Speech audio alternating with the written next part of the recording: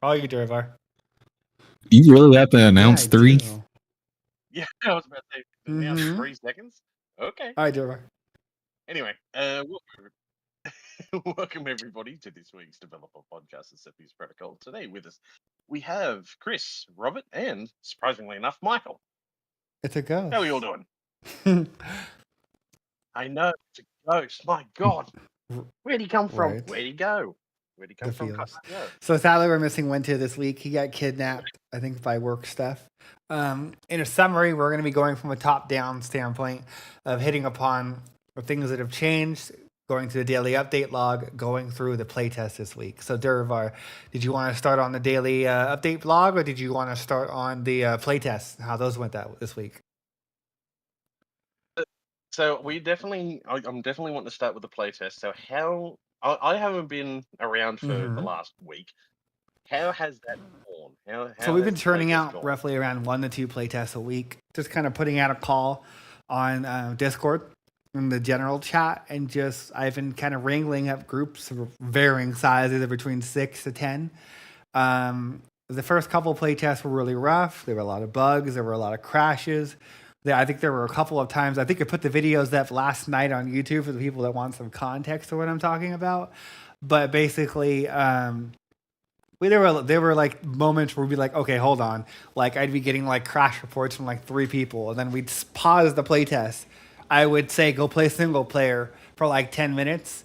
And then basically I would fix or address the bug crashes, whatever they were, and then cook another build. And it got to a point yesterday, I think it was. Yeah, yesterday where we didn't get any crashes, and it was just a matter of just basically hunting down the remaining bugs, which I'll bring up that list in a bit.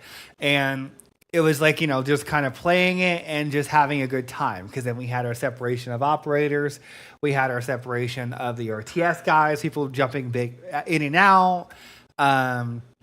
Michael redid the operator's weapon balance so that the recoil is not absurdly crazy anymore, because it was just way over the top, and its legacy, its stock values were just untenable in terms of basically like, and we could talk about this briefly as well, where like I had people like leave the playtest last night from Friday night, and they were like, oh yeah, no, like the operator was night and day in terms of like, before it was like this and that, and now it's like the takeaway was it was vastly improved, and then it's getting better and better over the sequential time of us just keep chipping away at it.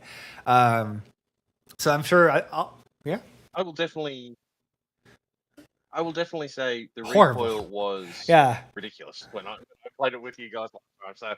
So it will be exciting to sort of see where the recoil is at now, because it's like I felt like I was trying to. Well, the problem was is that those numbers, because some of the RTS elements took precedent at all times. Those values were stock values that Michael tweaked in our prototype like a year ago, and then at that point, when the attachment system was broken, the numbers went even worse. And then when the RTS code changes came in to use the old base as like the new foundation to build from, it left the state of the recoil in a place that was not desirable. It was in this weird state of limbo. And now that some elements were cooling down, Michael had a little bit more time to tweak some of the more operator-centric systems. He was able to kind of go in and finesse that. And then we cooked like a private, I think it was Thursday night at 5 a.m. He was getting ready to go to his day job. And we were like, fuck it, let's just cook a build real fast before I go to sleep, because my sleeping schedule was gone. And then he was like, I'm just going to go and sleep for 3 hours for my day job. He's hardcore. We don't talk about that. But I couldn't do that. And legitimately, it was one of those things where like we played it, and even I was like, okay, this is much better. Like there's a visible like difference here now. And I don't know, Michael, if you wanted to mention or talk about some of the stuff you've been doing with the operator to kind of make it a little more. That recoil was that's my term. Like, no, it was like, I think it was before 5. It was like 3. I think you were working on a bug, and I was in we have a test map where we kind of test a little bit of the formations, and I was just standing there and I was just shooting. I was checking out. I redid the starting weapon for the operator. I changed out the mesh, finalized it, all that nice stuff. And I was shooting the gun and I was like, oh my God. And I was telling him about the attachment system and he was just like, oh, let me go look at that. And we went back and forth a little bit about how it's done. And we found that the numbers were, it's additive because how the recoil system works, we have a sheet basically, and it goes, from 0 to like infinite, and it just goes higher and higher basically. If that graph is like has nothing in it, those additive numbers don't do anything. So we saw that as soon as we started playing with it, it fixed it, which is great. And so I just kind of tweaked it a little bit. Keep in mind when the attachments do come in, it's not gonna be as what's the word? It's not gonna fire like a laser, because right now I just kind of made it a laser beam, but added a little bit of kick. But once the attachment system comes in, that's gonna be reworked. Groovy. Yeah, because like you figure it's more so just to kind of give a quick little staple of like, okay, this is the potential for the operator. This like this is kind of the baseline of like what you can play with, and then we'll tweak it and manipulate it. And it kind of goes into what I've been talking about and regurgitating all week, is that the balancing that we have in Legacy is not final. It's like it's a prototype. Like we're still tweaking numbers.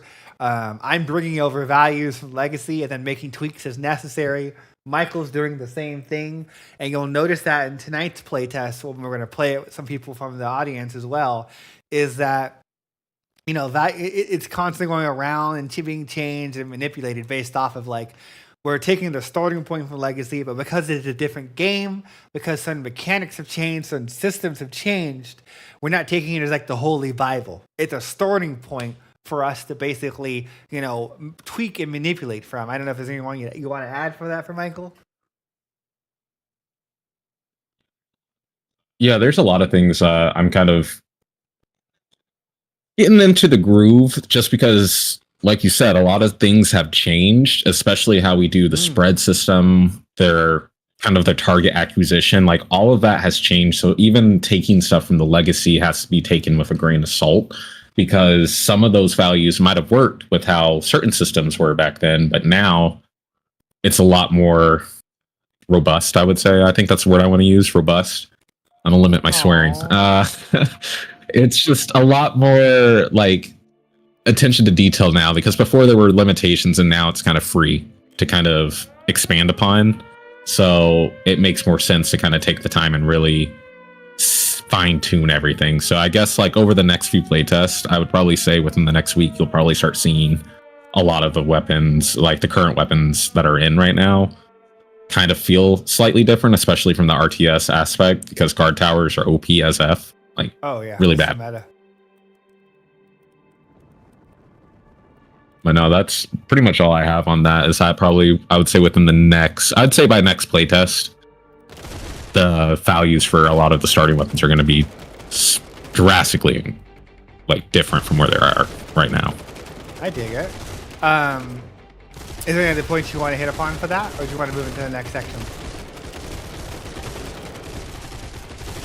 I guess really, just from this current session, all I ask is like if you guys have like any recommendations or just suggestions in terms of like how certain things feel. Like keep in mind, yes, it is stock values, but it's just nice to kind of see where everyone's head is at with certain things before I just go in and start making changes. I like to just kind of see what the general feel is. So like while you're playing, when we do the playtest, just kind of keep that in mind. Like if there's any weapon feedback that you want to give, feel free to like put it in the suggestions channel for the playtest and just put me in the tag.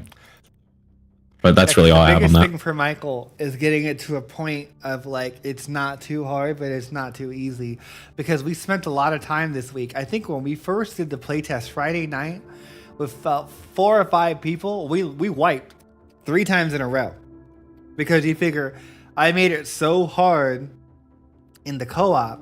The first session with me was me and another guy that we first joined the channel right off of the bat. And we were playing the co-op. Oh god, I forget his name now. But it was like one of the first people that joined the playtest last night, and we lost like 2 times.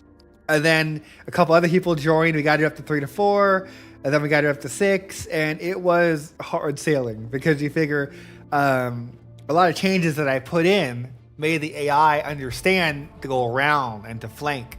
and that like sometimes hit the wall, but sometimes break your group up into 3 and hit them from 3 different locations. And you'll see that when we play the game in a second when I host a multiplayer session, because right now I'm playing in offline mode. So there are people that are spamming their join button, hold on. But you figure it was just one of those things where like that was really important to me this week, was to try and like not only just fix the bugs, but make little small nuanced changes to like how they assess attacking buildings and locations, to make it to where like they're a lot more efficient than they are in Legacy, and they can understand and perceive their environment more intelligently. So when it does get scaled up to the Juggernaut and the Blow Up Guy having a little more sophisticated AI and everyone else, they understand their limitations and how they can best maneuver the area. So we don't run into the same problems we have in Legacy with Chelsea and co. So here, like I'll give you an example, is that right now, let me just bring over this Trello list. Oh, hold on. How do I... Good old Trello, can't go wrong with that. Do the reading mode?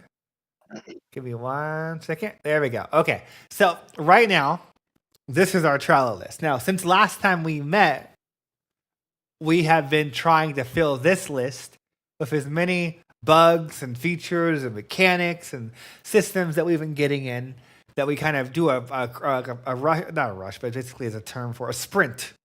A sprint is a technical term for basically what you like basically go for every week. And give or take, since last time we met, let's see here. I think it was around. Some of these cards are out of order, but give or take, we've. I think it's somewhere around here. No, that's too far. Well, it's somewhere around here. Is that we've been going through all of these bugs and all these mechanics and all these systems. Those are all the things that got done this week in terms of talking to people on Discord, playing with people, answering people on Discord, and just X, Y, and Z. And then you can see our current task list, mine and Derek's. And then what we can't recreate, and we're looking for more information, or they're legacy-based bugs that are very situational. And then you have the UI, and then you have the more bugs, and then you have mechanics. And then this is everything that has to be done right now for us to successfully leave phase 1 and enter phase 2, which is doctrines, airstrikes, vehicles, ground helicopters. And that at that point, this entire board would be cleared.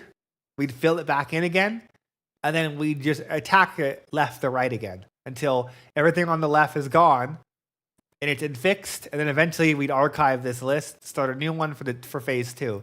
This is everything that we're aware of for bugs in the current game, and these are tasks that we're working towards to get legacy systems back into the current rebuild, like the unit details of like highlighting units and seeing their health, getting the stylizations how they were in terms of how we show the health bars, how we show the energy bars, which is the energy bars are the ability system. Getting the old updated overlap circle in. So these are the things that we're working towards going into next week and the week after that, as we're hunting down bugs and communicating with you guys and basically seeing what else needs to be done based off of like, you know, because like you figure, I would say every time we have a playtest, we get this bug list down to probably 2 or 3 items. And then we probably double it every time from just all the crazy stuff people do that we didn't think of, different permutations of ways of playing the game.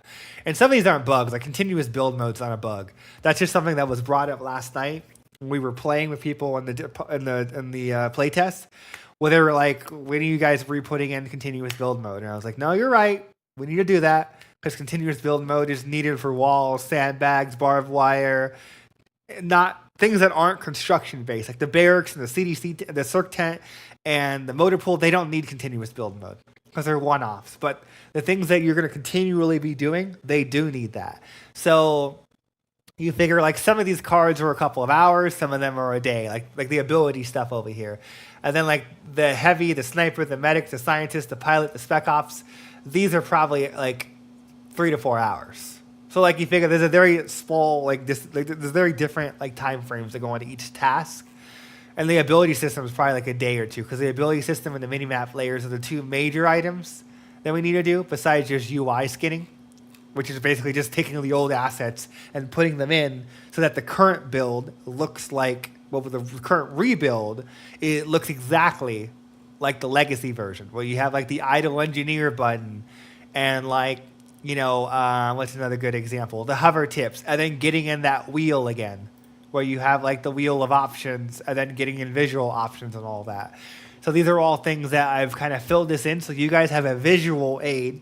So every Saturday that we meet, I'll show this, and then you guys will be able to understand not just on a percent sheet or like a guessing. You can see the tangible progress. You can see what we're working towards every week.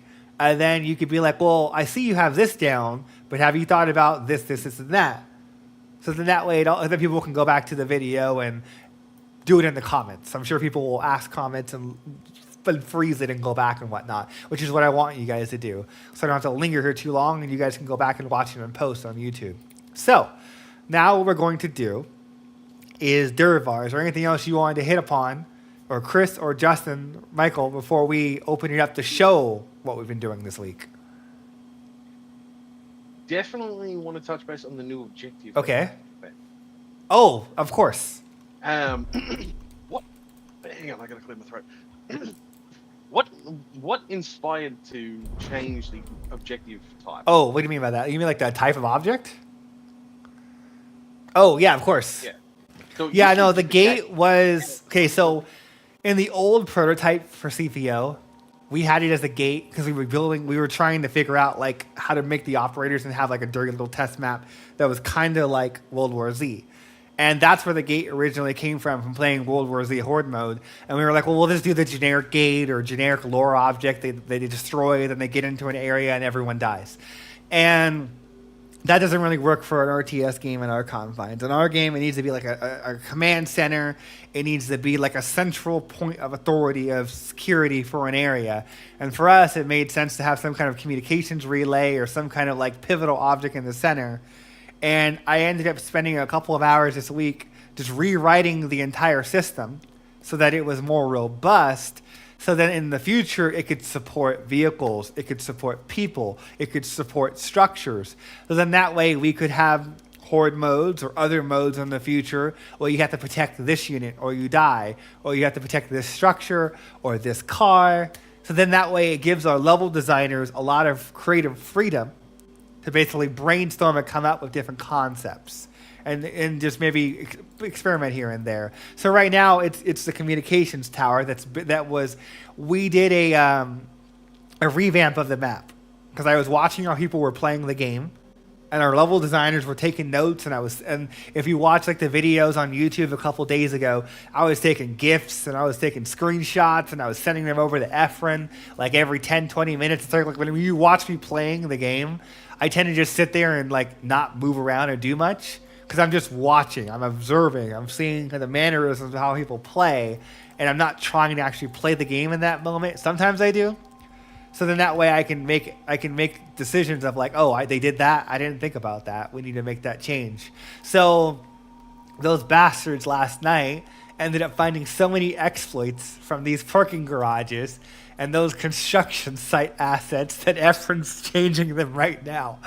Oh, God. They would literally go in here and like hide structures in these, and they would like they would glitch their units in or whatever, and then so there's a whole thing where it's like we're making some changes to the level based off of playing with you guys and just talking to you guys.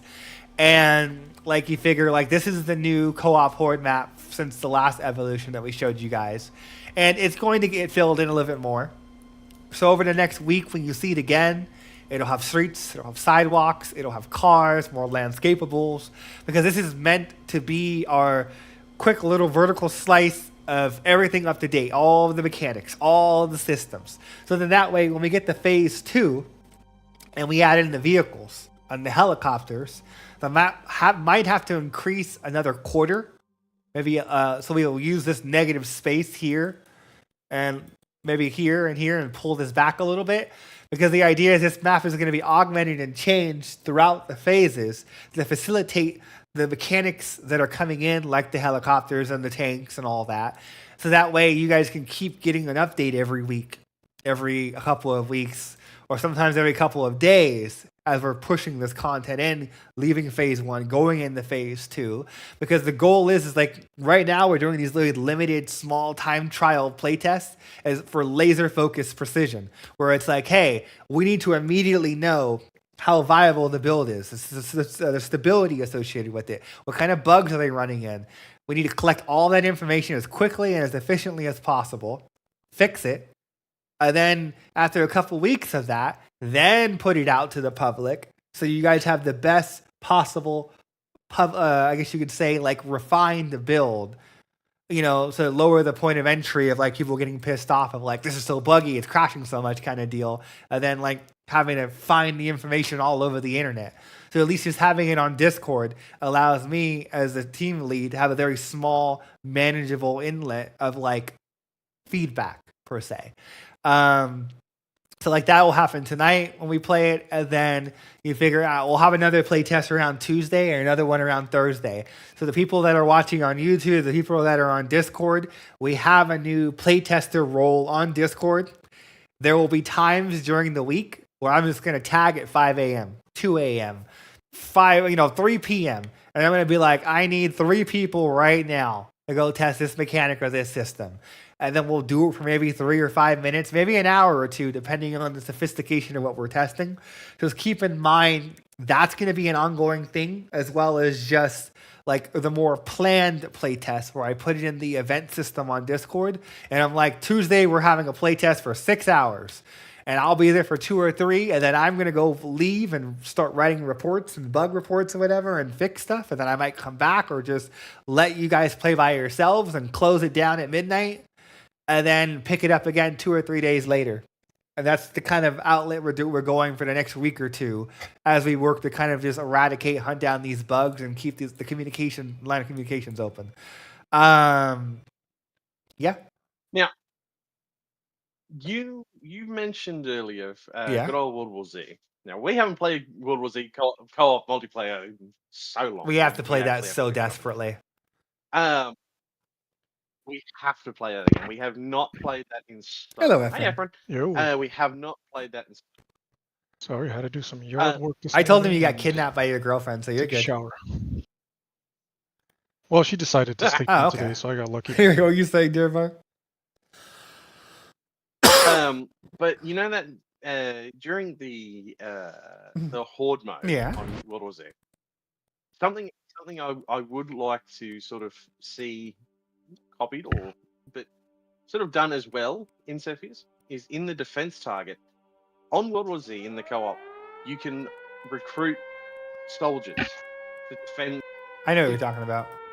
To defend the gate. Yeah, would it be possible to put just units on the defense target in this? Are you? Oh, like they have those soldiers at the gate in World War Z, you mean? Yeah, kind of like how they have the soldiers at the gate in World War Z. Would we be able to recruit defense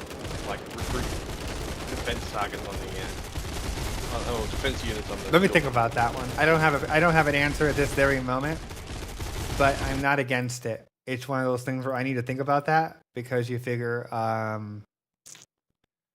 there's a lot of factors that go into that, but we'll put a pin in that one. Okay. Anything else you want to hit upon before we open it up for a playtest? Or anything else you guys want to mention about this week? Oh, crap. Well, I mean, I threw it out there for you earlier regarding making Horde maps. Let's talk about that. Well, one thing is, I found myself reworking the map during the week, trying to figure out, a good setup, a good format for an effective Horde map, that doesn't get exploited, that flows really well with the gameplay. And I found myself just kind of man, we keep reusing the same assets, and I want to get into modeling actual modular sets where we can create these unique Horde maps for players to be in, rather than, the everyday cityscapes that we usually have for the normal gameplay. Something that we can sort of compress down rather than creating these giant city blocks the inside of a mall that we have to fill in. You know what I mean? Yeah, interior stuff, kind of like what we did with the Pengu bunker prototype map that we made. secret.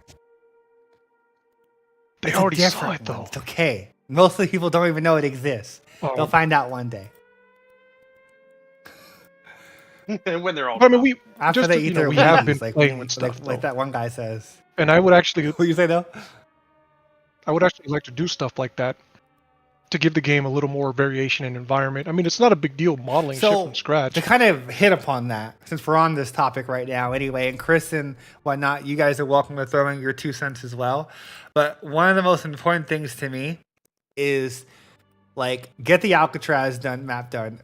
We'll beat bots or dual beat box, whatever it's called in World of Warcraft. I forget the name right now. Where basically we'll get this map filled in, populated, make it a mainline map that is essentially like, you know, like what you can play test on.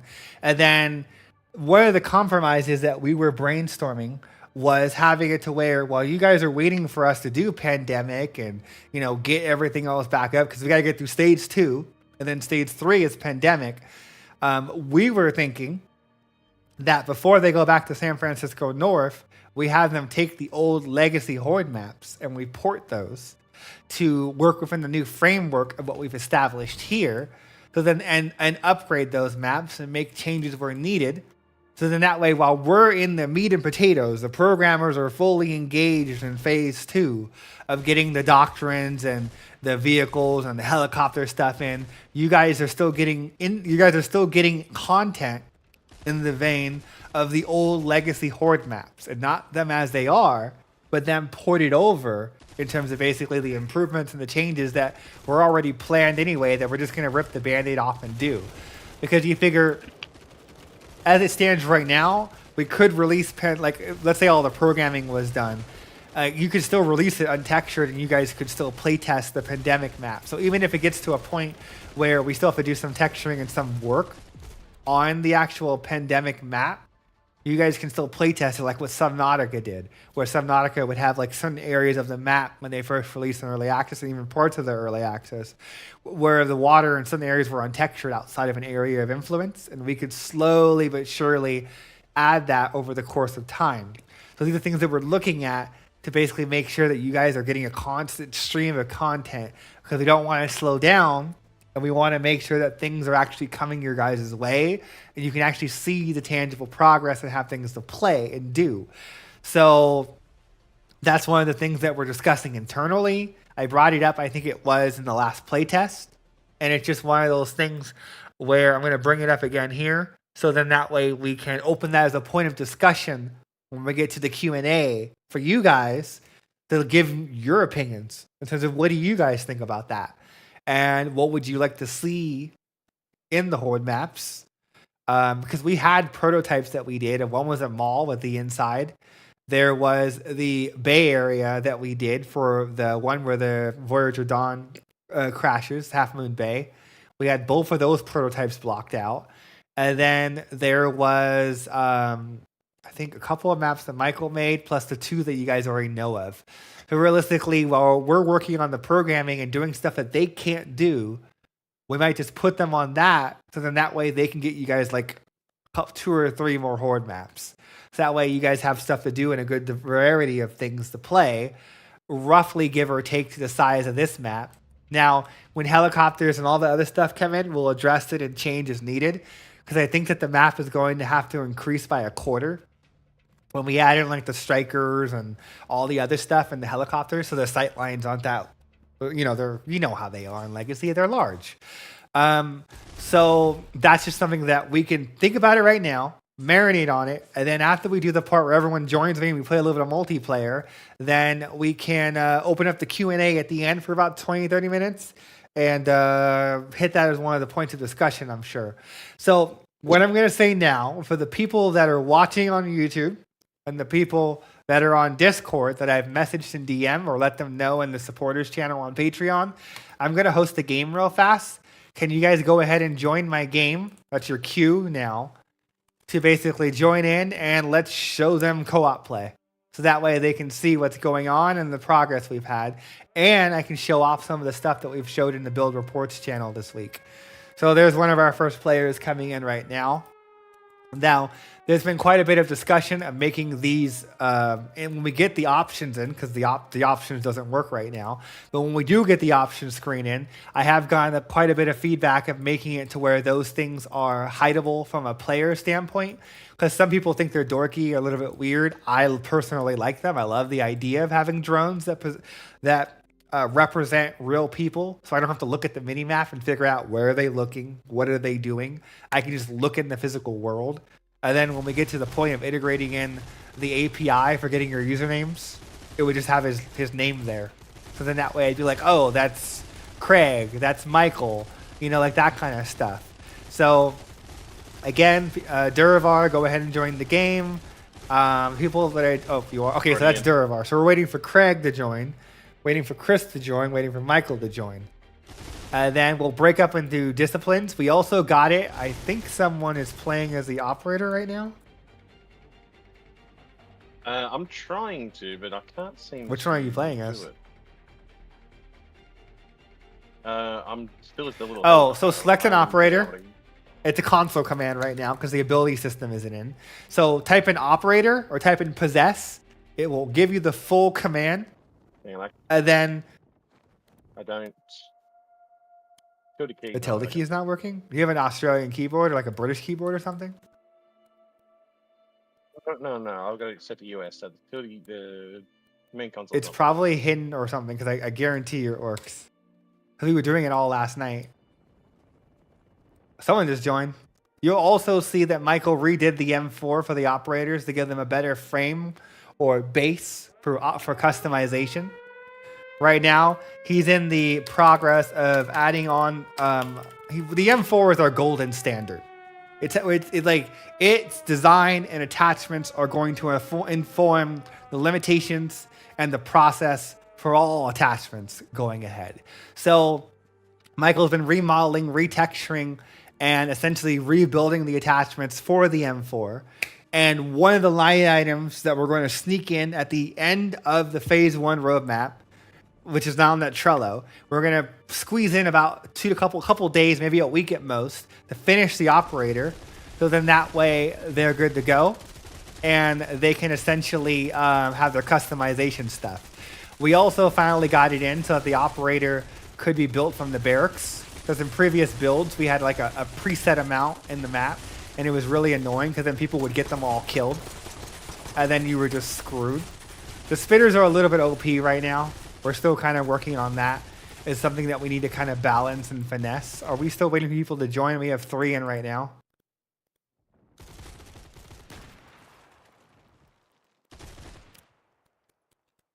We have 1, 2, 3. Oh, Duravar just disconnected. Oh, okay. Did you? Oh, you took possession of the operator, did you? No, I still can't. The command console's not. I don't know why that's not happening because you're the first one to have that. Are you pressing? Hit it 2 times. It comes on the bottom and it comes on the top. Or you have a macro overriding it. Yeah, no, it's not. No, it's not hearing at all. Give me 1 second. Okay, so is everyone in? I've got nothing. Is that you down there? Who is that? No, that's not me. I don't know who that is. Is that Michael? Oh, wait, hold on. That might be Craig. We can just invite him to speak so we're not talking to a ghost.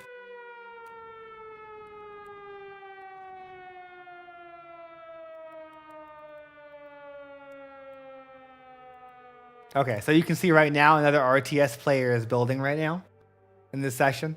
So he's doing his thing. And then you can see him represented by the helicopter right here. And then you figure, I don't know where Michael and Co are. They must be in because both of these operators are possessed by real people.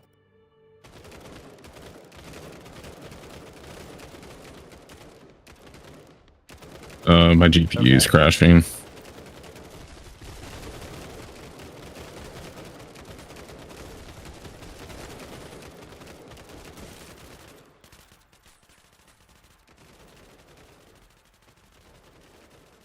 Okay, let's go ahead and restart the session because this is like horrible. Okay, I'm restoring the session. Go ahead and rejoin. Let's try it again.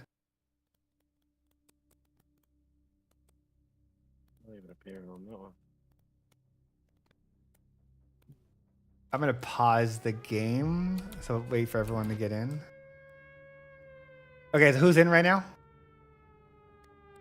We got Duravar. We got Michael. Are you back in? Okay.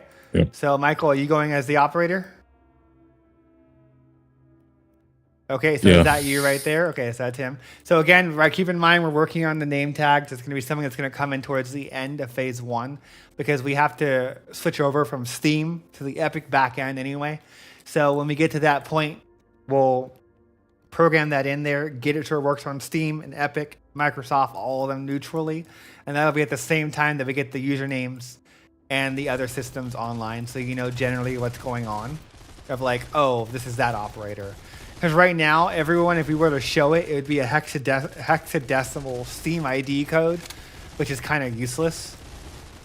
So it's just one of those things where like we're kind of putting that off into the point where we can't anymore in terms of like we need to get the online API basically implemented, and we're focusing more on the gameplay and the mechanics right now,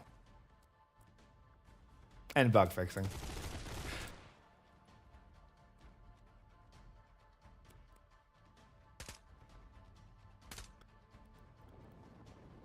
All right, so we're going to get a power up. And then one of the other things you're going to notice that we did this week is we got the new tab follow system back in.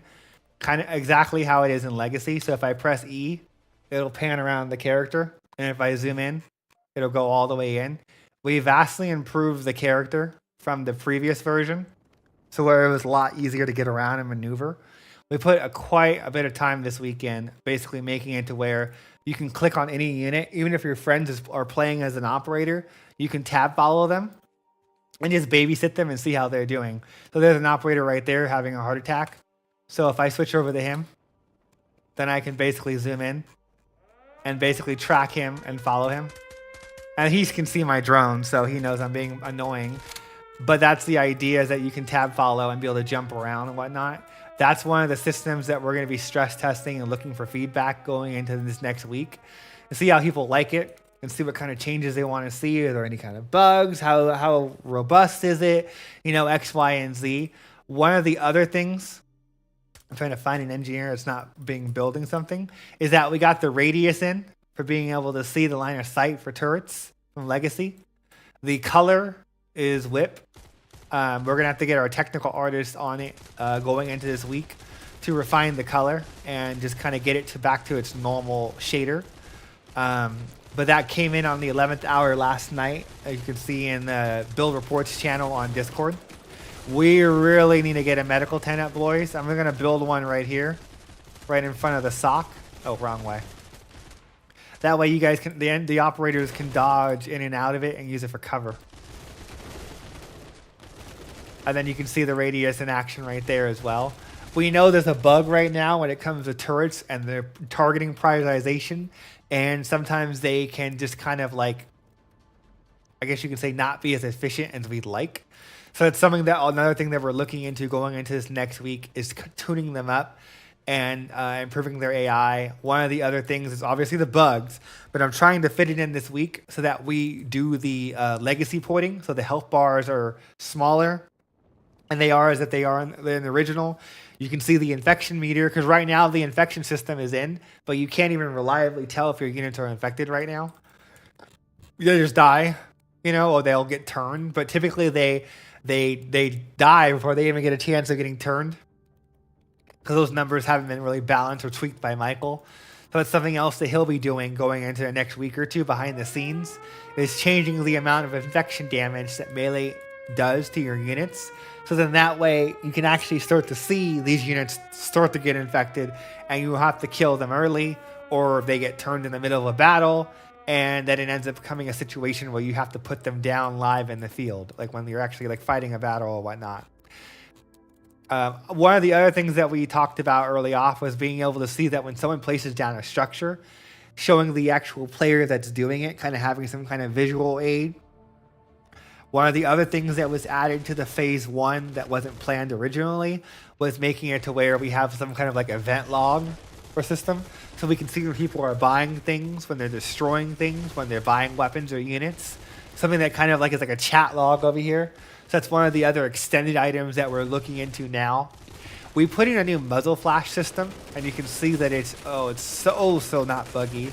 But basically, there's a new system for semi and automatic fire that is a lot more efficient for network travel. Because in earlier in the week and last week, we identified some screw you, whoever's in that operator. We identified some issues where basically we were using up more network and CPU than we wanted to in terms of basically like the amount of calls we were doing. So we ended up having to switch all of our VFX for firing into looping events instead of reoccurrently calling them based off of a high RPM tick rate, which made it to where you would like spam out too many multicast calls in one go, and it would flood the network and it would flood your CPU with calls. So we ended up going into more of a looping approach, where basically like it counts when you first start, and then it counts when it stops. And then all it does is it starts an effect, it stops an effect, and then it turns off the effect if you don't fire within 5 seconds to save memory and to turn off the tick. You'll also see the new system for the chambers, little like the shell casings, is that when units shoot, whether they be an operator or a unit or any kind of weapon in the game, there's like a brass that automatically gets ejected. You only see it on higher graphics modes, where basically whoever that operator is, can you shoot? You'll see it right there. Where basically it does a little like brass little casings and it automatically cleans it up. And then your RTS units do it, your operator units do it, and your tanks and your other vehicles will do it in the future like they do in Legacy. Let's see if we can't get like a team of guys to push towards Alpha. Because we put the socks in too. One of the other things that we got in this week was that you'll notice it, we didn't really mention it heavily, is that we got the rarity of socks back in from Legacy. We changed the colors slightly. We're still kind of playing with the colors right now, but gold represents high tier, purple represents mid tier, and green represents low tier, like it was in Legacy where you had the 3 tiers of socks to incentivize people to get out there and not camp and actually have to build fobs to basically like set up little outposts all over the map kind of deal. Was someone going to say something earlier? I was just asking whose drone was that? That was like sitting on top of me. I couldn't. Yeah, that's something else that we have to look into. Is that we're going to have to look into some kind of hologram-based system that is like based off of proximity or distance, so that other people's drones turn transparent or opaque in some degree. I think it's a term. Because like I think Left 4 Dead does this, where like if I get really close to this guy, his drone would like start to go a different material effect or a custom render depth. So that way we can't block each other. Because right now, if this drone's being a dick, he can go right inside my camera. We don't have collision to each other. Like, but it's still more of a visual thing that's annoying. All right, so guys, what is the game plan? How do you guys want to play this? We got our official main Zulu area under protection. Do you guys want to push for Charlie or for Alpha, or how do you guys want to play this? I say go for Alpha. Go for Alpha. So you're playing as an operator. I'll grab some assaults and an engineer. Oh, there's 2 operators. Are both of you guys playing? No, that's a player. Okay. I'm already. Okay, so hold on. I'll grab the guys and follow you in. I'm gonna hotkey them. All right, you've got them, Rob? Yeah, I'll hotkey them. Duravar, can you grab an engineer, and me and Michael will secure the initial spot. I don't think. Yeah, we don't have an engineer. This kind of this highly shows how badly we need to get these legacy icons in, which is why I'm pushing so hard to kind of fit this in this next week, is to have it to where it shows the actual class icon, it shows the health bar, the infection level, the MO, in a more appealing manner, so that way it's easier for us to know and you guys to know when you're playtesting these builds. That's an assault, and that's an operator kind of deal. My middle mouse button is Why? stuck. I can't get out of it. No, I'm looking around now. I can't. It won't let go of the camera. What key combination did you press to cause that? Now I'm curious. Just middle mouse button to look around. Did you bug it into a wall? No, I don't know. It's just I'm stuck looking around. Click on a unit and press tab. And you're going to have to break that again and tell me how you did it. Okay. much. Okay, so I've got no cursor. Because you're in free got look. absolutely When no you're in cursor. free I've look, it got- locks out your cursor. So let go of Alt or middle mouse button, or tap it again. Then select a unit through a wall and press Tab to bug yourself out of the view. Yeah, that's what I'm doing. It's not letting go. That's what I'm saying. I have it's no not idea how letting you go managed at to do all. that. Can you? Leave it up to Yeah, me. you do. I break You're gonna things. have to rejoin. Yeah, I'm gonna give me 1 second. Now, let me just quickly gazo this. Well, the Gazo is not going to be useful. You're there going we to go. have I'll to press- actually record it or show me. Wait, there we go. It's let go. I pressed escape. You're gonna have you press the keyboard combination that no one has managed to do in 2 weeks, so you're gonna have to you have to reproduce that. Like you gotta you're the first person to ever have that, and I'm like, holy shit! Like I thought those bugs were gone. Okay, so can you build some defenses here? Well, I go double check on the center base and see how we're doing. Oh my god! Holy shit! They're backcapping us. Oh, and this assault somehow got stuck inside of the actual thing. Oh, we lost. My game just crashed. Send me that my crash game just log. crashed. Hold on, let me host the game again. Okay, I'm hosting a game again. I guess I will just leave it up and go ahead and join again. You guys need to send me that crash log so I can investigate to see what that is. That was the new restart system, but there's a bug with it where sometimes it doesn't get the proper game mode and the HUD gets reset. So that's something I got to fix going into Monday is when this gets destroyed, the communications relay, however I set up the level transfer, something is missing and I have to investigate that and fix that for next week.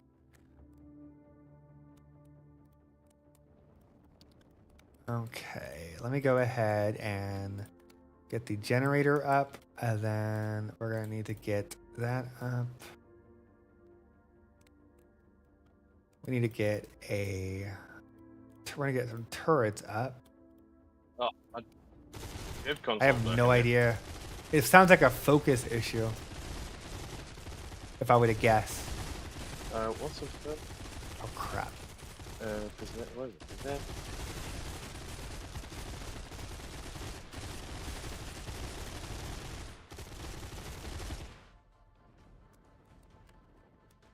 Okay.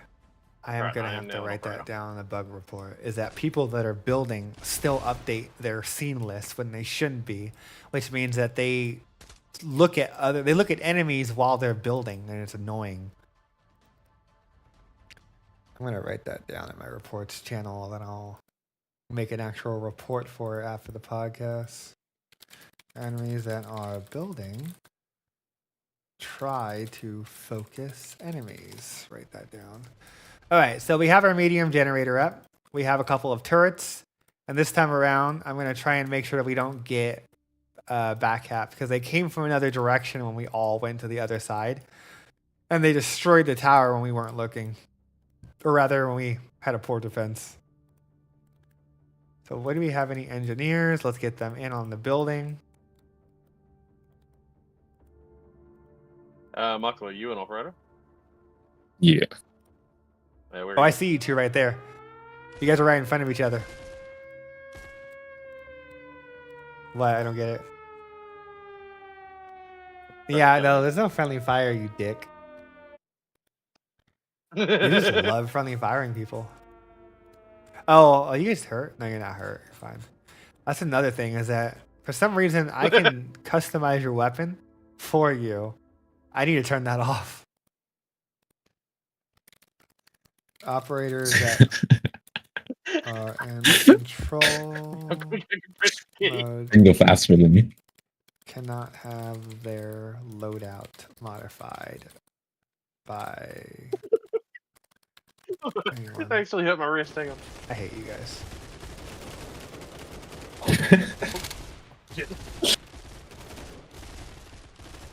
The joys of playing co-op. Everyone just starts teabagging their friends.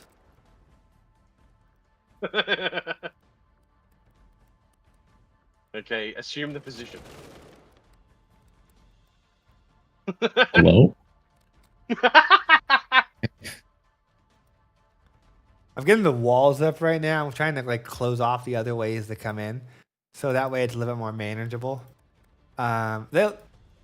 Where's our medic I station? haven't built one yet, but let me throw one Yeah. down to you guys. Hold on.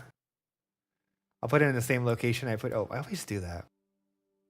Whoever the operator is, GTFO. I'm gonna find you. Okay, there we go. Did I put it the wrong way again? No, I didn't.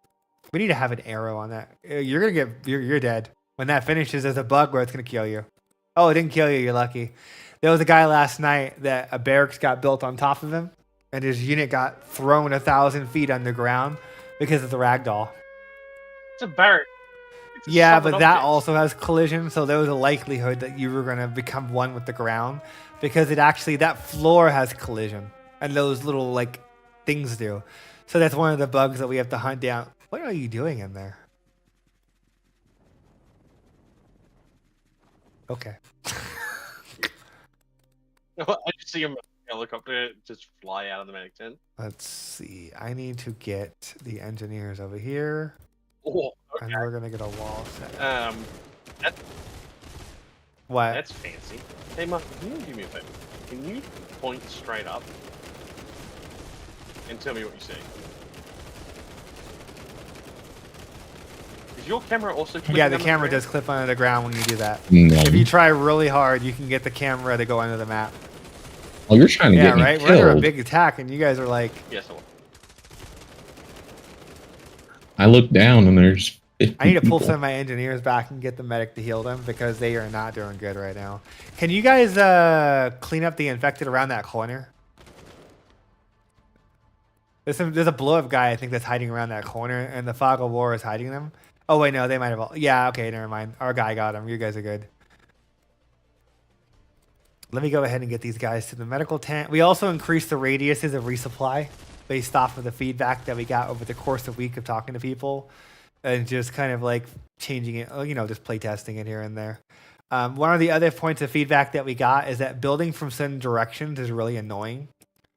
So it's something else that we have to work on the wall builder is make it a little bit easier to like click here and then it would course correct and know to start the wall here. So you don't have to sit here and do this. It would just fix it for you. And one of the other things that we have to do is work on this so you can build up slopes. That's one of the auxiliary items that we have to sneak in going into like the end of phase 1 is just make it to where the sloped building support is back in from legacy. Anyway, let me get these walls set up here. Oh, One thing I do like too is how I'm standing near the barracks and the little ring appears. for the oh hammer. yeah, that ability is that thing is so invasive. Right, it needs to be toned down a little bit because it's overwhelming, isn't it? It is a little overwhelming. Like my entire character. Yeah, it's one. Like here, But let me actually repair our barracks so it's half health somehow, and then I'll show them what you're talking about. I'm gonna take possession of this operator, and then I'm gonna walk inside the barracks, and then it's like this resupply radius that comes up, and the idea is it's meant to basically like show you like, oh, if you're in this radius, you're gonna get healed or whatever. You do get ammo from this barracks, even if the visualization doesn't show up, but it's like a bug where sometimes if you're already in the zone, when you possess an operator, sometimes it won't come up. Yeah, like there it goes. So it's like that's one of the other bugs I have to hunt down and fix going into this next week, is make it to where that's gone. Personally, I feel that this is really invasive in terms of basically like it's just all up in your face. Like it needs to be. I'm gonna give this to a technical artist, and we'll make a version for RTS, and then we'll make another version for the operator. And obviously the operator can go places that the RTS units can't, like up here, and being able to like maneuver. And we'll have to tweak that and adjust that as we go. Are they spitting on us? Oh yeah, they're trying to spit at me. Oh, fuck you. Oh god, ah.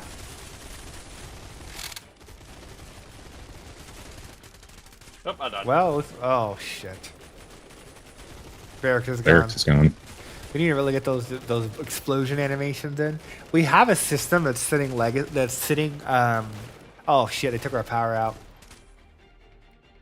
we have a system that's kind of sitting dormant until we have the resources to do it. Is that we have a revel system for walls, but that revel system was expanded to support structures. So long term, when we get more resources, that's something I want to look into, is having it to where like there's like a revel or like a debris mesh that you can build over, and it just kind of gets left there. So that way when you go back to your base, you're like, where was my barracks and everything else? And it's like, oh, it's destroyed. You know, even if it's just like a couple of pieces that get left over, it's a little bit better for environmental storytelling at least. So now the turrets are back online, so they're going to reset and our gates will open again. Something else that we got in is the gates have this little like auto mode, because that was a point of contention that we kept getting from people. They couldn't tell if they were in manual or automatic mode. So we kept having operators be like, hey, can you open the door for us? And then it's like, oh, it's an automatic. And they wouldn't realize it until they walked to it and it would already open for them. All right, I'm going to get another barracks up and I'm going to build this one inland. We really need more money. So we're going to need to like get a sock up. Okay, I got you. Come to the barracks when it lands. It will give you ammo. And we need to upgrade the sock till tier 3 because that's going to triple our income. And here comes nighttime.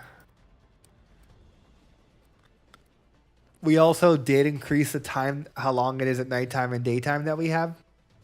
So daytime is about 20 minutes and nighttime is around 10 minutes in terms of real time. We'll probably end up increasing the nighttime a little bit more.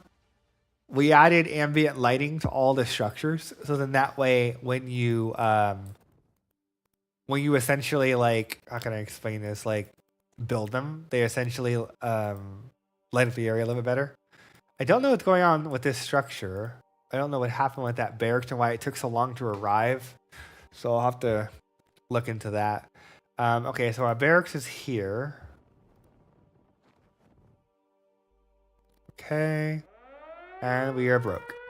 So let's see. We need to get to tier 3 at 2,000. I think someone just spent our money to get that upgrade. There it goes.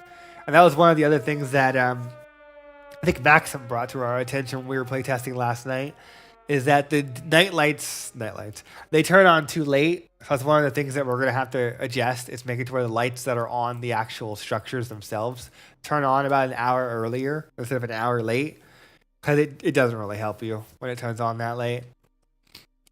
And like things like the flare and all that will come with the ability system, so then that way you'll be able to actually see what's going on. For right now, I'm going to build a spotlight so we can at least illuminate those directions or just kind of take the money loss, because the visibility is going to really screw over the player operators as well. So we have that light up. The light radiuses for the spotlights and the 360 directional lights was doubled, if not tripled in some cases. And then you can see that like the generator and the barracks are generating their own ambient light now. That's something that we're going to take a little bit further going into polish, leaving phase 1, going into phase 2. We almost have enough for the tier 3 upgrade, so in about 1,000 more bucks, we'll buy that and get that party started. I'm going to send my engineer around to just kind of repair the walls. If you guys could keep them alive, that'd be great. What did you say? Oh, you died? Oh. You can build operators from the barracks yet, just don't do it yet, because I need to use that money to get the upgrade for a sock. Yep, that's right. The auto repair is working, but it's a little bit annoying. Is that they'll just run around and automatically repair structures like this. But there needs to be a little more nuance to it, because the problem is that like you can't tell them to stop auto repairing unless you manually find them and do this. And nobody wants to do that. So one of the things that we're going to be doing is adding in a toggle auto repair in like Legacy again. And then having it right now. Another thing that's annoying that they do is that they will legitimately build a structure, like a barracks, and then immediately go into auto repair mode. And they can't be doing that. It gets them killed, and it's really annoying. Oh, someone already upgraded to tier 3. Thank you. So whoever did that. So that's one of the other things that we need to do, is essentially just kind of iron out the kinks and just kind of refine the loop in terms of the things that are automated and the things that are manual.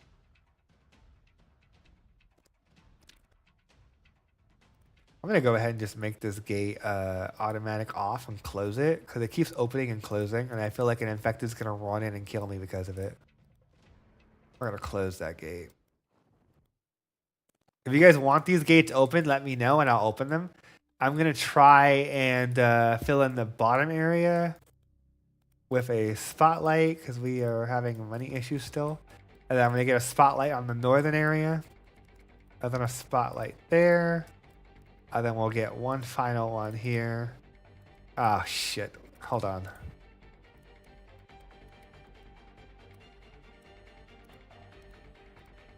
Get the generator up first and finish the rest.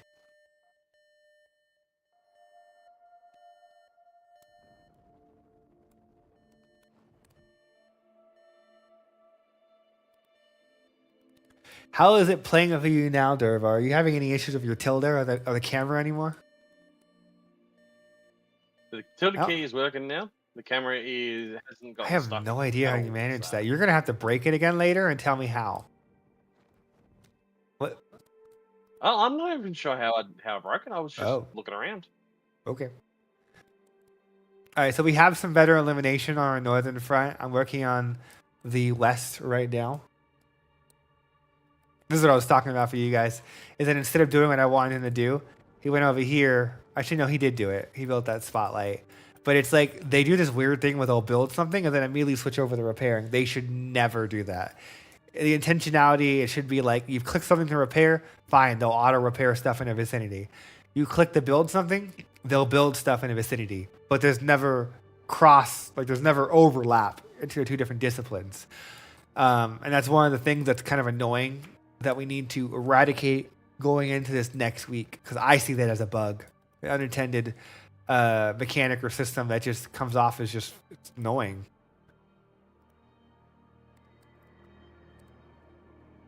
And then the other thing is that we really need to get quarter gates in, because you figure then this guy right here, whoever just built this, literally made it to where the operators can't go up on that rooftop. I mean, I guess they could go around over here, but it's just one of those things where it's just a little bit weird there. Are they infected? There's some infected that are over here. Can we get an operator to go out there and kill them? I'll open the gate for you. It's okay. Whoever operator is over here is going Call of Duty right now. So he got him. I'll close the gate behind you. Actually, there's one left. There he is. He's a crawler. Okay, you're good. If you guys come back in, I'll close the gate behind you and lock it. All right, you're good. Another interesting fact is that because the generators are tied to the actual movement state of gates, if your power was cut in the middle of that gate opening or closing, it will freeze its state. So if it's in a position where an operator can still get through, he's going to get in. But it works the same way for infected. So it puts a big emphasis on planning for your bases. And the AI, if they get a really good swipe, they could leave some of your gates open in the middle of like an open or a closing session and exploit that. I think we have a good enough defense now. We can try and push to one of the zones. If you guys lose too many operators, you can build them from the barracks now. So just keep that set. Hey, Rob, come and have a look over. Hit Control R. I'm trying to think of where. Yeah, there you are. I see you. Yeah, we know. That's one of the things that is on our bug list. Is I'll take a screenshot just for context of just this will go on our little repository of times when the builder breaks. But that's just an example of like it needs more corrective logic and validations. So which way do you guys want to go? Construction site, Charlie, or Alpha? Parking garage. Michael and Derva, which way do you guys want to try this time? Alpha again? Okay, so we have 2 assaults being built. I'm going to get a engineer. We need to find one of our extra units, and I'm going to build a tent because our population is almost maxed out. So I'm going to put a population tent right over here. We definitely need to increase the radiuses of some of the lights still. One of the other things that I'm curious about for your guys' opinion is when we get to the point of the Q&A, and I see a shit ton of questions on YouTube. So whoever that question guy is, you're a question monster. So Give us another 5 or 10 minutes. We'll come to a close, and then we'll start taking questions based off of everything you guys have seen. And guy on YouTube, I see the feed. We're gonna go through those and answer them. So just bear with me here. I can't read it just yet. I see you writing. I'm gonna fill in some of this space. So one of the things this time around that I wanted to hit upon was making the game more horror vibes, because we kind of failed on that, is that we added so much light into the game that it was never scary. Like when that operator left the confines of this secure base, he had to worry about left, right, forward, like how much line of sight does he have? Are there operators with him watching the left and the right? Does he have RTS units to give him a little bit more oversight? So there's a little bit more planning that goes into things to make sure that like you're not going to be overwhelmed, and that your peripheral vision's limited not just by your flashlight, but also like the darkness and what you can actually perceive as a human being. So like what's beyond the point where your flashlight extends. So that's one of the things this time around is I don't want to add a full moon, because in the legacy version at nighttime we had a full moon that would come out and that would illuminate the entire world and took all horror elements out of the game, made it too goddamn easy. So it's one of those things where this time around I'm trying to like balance that a little more nuanced. And what we will do is we'll add in like the Spider-Man type lighting for the buildings to a degree, but they're not going to be like crazy. Like we're at our street lights, we're at our building lights, and you guys will see that creep in over the next couple of weeks, where like random buildings at night will start lighting up again, like in Legacy. Random street lights will turn on, like in Legacy. But there's still going to be a divide where some areas are going to be pitch dark, and the only light is going to be what you bring to the table. To kind of push those horror vibes, to kind of bring the game back to being like that Dark Souls version of an RTS game, where it's unforgiving if you fuck up, if you didn't plan for something, because that's the kind of vibe that I want to hit for the game, where it's hard, like Kenshi almost, where it's like you actually have to take your time and plan things out, otherwise you're going to die. And there's going to be a time sink investment of like, okay, like now you have to recuperate and come back from your loss kind of deal. So I'm going to grab this engineer. I'm going to steal him for whoever's building. Where are our operators? I'm up on the Meet building. me here, and we'll push down to the gold point. Michael and you two. Can you even get out of there? No, I don't think you can get out of there. You got to go around. Right. All right. Oh, I forgot about that. You can just jump off a roof. Let's see, where's the other operator at? Oh, there they are. No, it's RT. Oh, there you are. Yeah. We're going to have to make you guys a different color so you're not just blue by default. Anyway, let's go and head down to the sock and see if we can't get this going. Which one is my... There you are. Hotkey. I can keep an eye on you.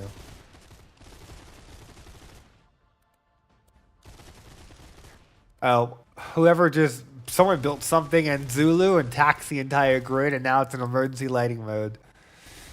I'll get the Sokka. You guys just cover me, and then let me get some turrets online. Build a little base encampment, and then we'll have to go back to Zulu. So, let me see. How many do we have for disposition? We're going to get a cannon turret right here. We'll get 2 of these, and that should be enough to hold it. We'll put a medium generator in the back. And then we're going to build a wall to encase the entire little FOB.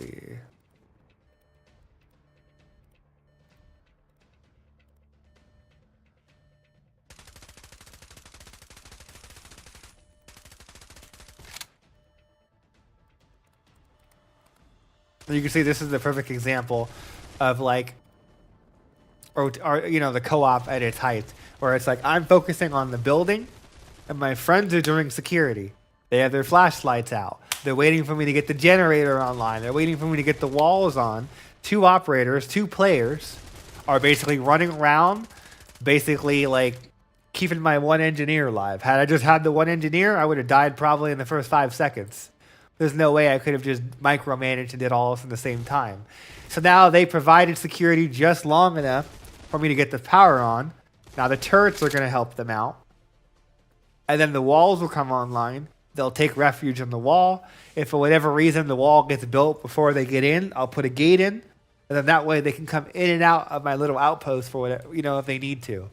So this is like what we're envisioning for Pandemic and for Horde, where it's like that communication, that tactical layer of like, what are you planning? How are you going to play? And then like breaking up into fire teams where it's like you get like 2 operators to 1 RTS, and maybe like the RTS guy is commanding like a couple squads of units, and then the operators are running around checking the alleys, doing call outs, communicating, and letting the RTS players know what's coming down the pipe. So that way everything's responsive, and it's like, oh, like we need to be prepared for this because there's a juggernaut coming around the corner, or X, Y, and Z. So like that's what we're envisioning for like the gameplay loop in terms of how everything works. And I just found a bug. When I click on one turret, it shows the radius of all turrets. I need to take a screenshot because that is a replication bug. It was put in a multicast that it should not be in a multicast. So I'm going to put that in Derek's channel because he put that in today. He'll know where to go to find that faster than I can. So, sucks I don't have another engineer to speed this up, but they're doing their thing and the turrets are doing their thing. So now the next thing I'm going to do to kind of like add a couple more layers is I'm going to get some little perimeter lighting up that will use the power and the grid. And then I'll get some spotlights up that will face outwards based off of the areas that I know they're going to be coming in, so that the operators have the best chance of, providing security.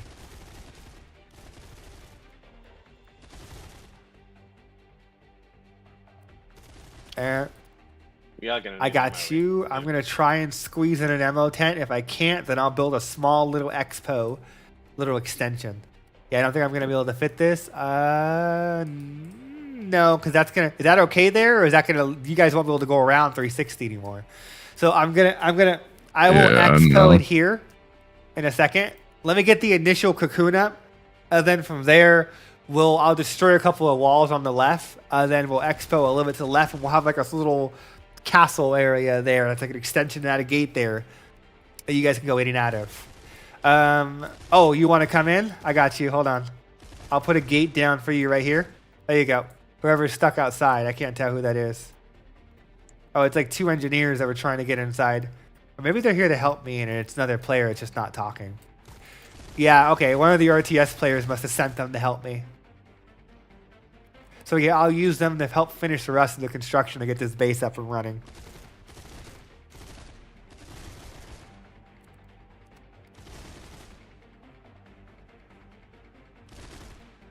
One of the other things is that we had a breakthrough earlier this week in terms of how we do detection for meleeing for infected. And that breakthrough will extend to building and repairing, so I can get them a little more accurate, because I hate when they do this shit. And I hate how far away they are sometimes when they build and like do this. So one of the things that I'm going to be doing is making it to where I use that breakthrough for how infected detect where the melee structure is from. And I apply that to the building and the construction logic to make it a little bit more Age of Empire-y. That's not a term, but you know what I mean. Where they actually have to get to a much closer proximity of like right here instead of like being off in Narya here, here, and here. Because that's annoying. That's weird. Like, if you're calling it in via, like, the radio call in for, like, a barracks, then, yeah, sure, you can be here to here. But if you're, like, repairing or building something that requires a welding tool, I'm going to be applying more severe restrictions in terms of the build radiuses and applying that logic that we learned about in the last couple of days to make it to where, like, there's a lot more precision to them. If that's why you guys have probably been seeing me fiend on Age of Empires and a bunch of other RTS games lately for research. Just seeing what they do and just kind of noticing the mannerisms of how they go about designing certain systems. That's weird. Alpha has power, obviously, but it's not registering. I'm going to screenshot that as a bug. Could be an on-rep that's malfunctioning. So let me go ahead and upgrade this sock. I'm going to get that expo working. I'm going to just destroy this area. And then we're going to add on that area for you guys. So we're going to... we need one more segment. Holy hell, that crawler moves Yeah, the fast. crawlers, I haven't been able to hunt down exactly what causes it, but there's a situation sometimes where when they turn into a crawler, they get a speed that's unnaturally fast. It's like way higher than I intended. I have to hunt down that bug and fix it.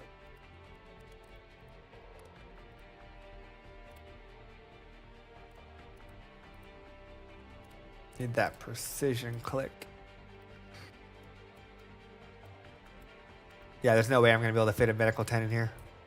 I should have built the exhale bigger, but it should be fine. I'm such a bad base. Where's Craig when we need him? Craig, you have betrayed this city. I don't know where he went. Whatever that line is from Arrow. Did you put It's an ammo being thing built down? right now. Let me get my guy on that. All right, you're good. That's the other thing you guys will notice is that in this like early build, everything is like all over the place in terms of the build time. So something that Michael has to do, something I have to do, is that we have to go in and carry over those numbers from Legacy and basically set them so that like the ammo tents and the barracks and everything have like the prices are correct now. But we need to go in and just kind of finesse and edit how long it takes to build some things and change some of the health values for structures. Because right now you'll notice that all the structures initialize at 100 health.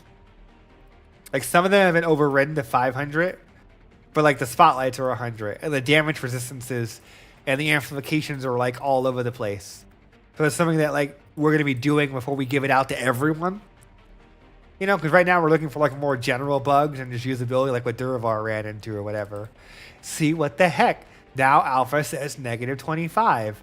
So that was a bug. I'm going to go ahead and put a medium generator right here. And then we can go over and head to gold and get that working, that base.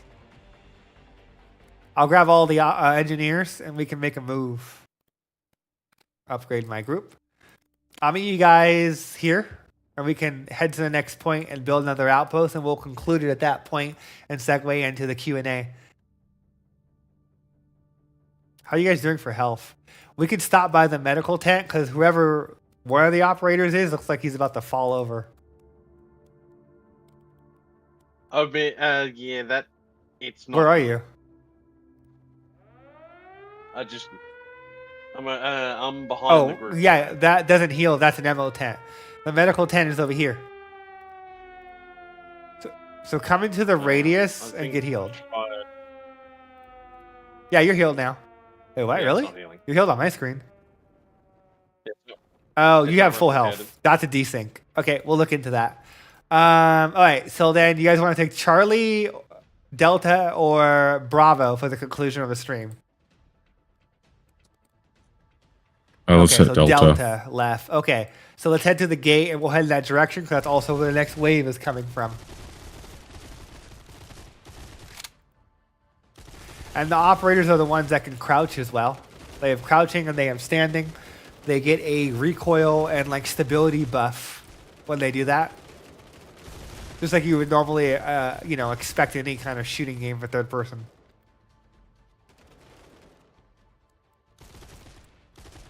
Who's that?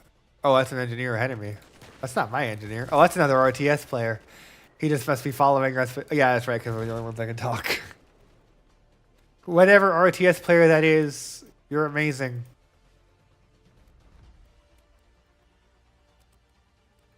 All right, so if you want to start the sock, I'll get the wall up. Or I'll start getting the walls up. That's an engineer, that's an engineer, that's an... Oh, okay, yeah, we're good.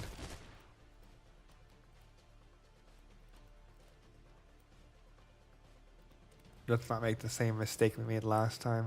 Let's use the natural borders to where it can't be destroyed by the infected, so we're gonna exploit that. Yeah, that's annoying. Yeah, the collision of the object is too aggressive for those.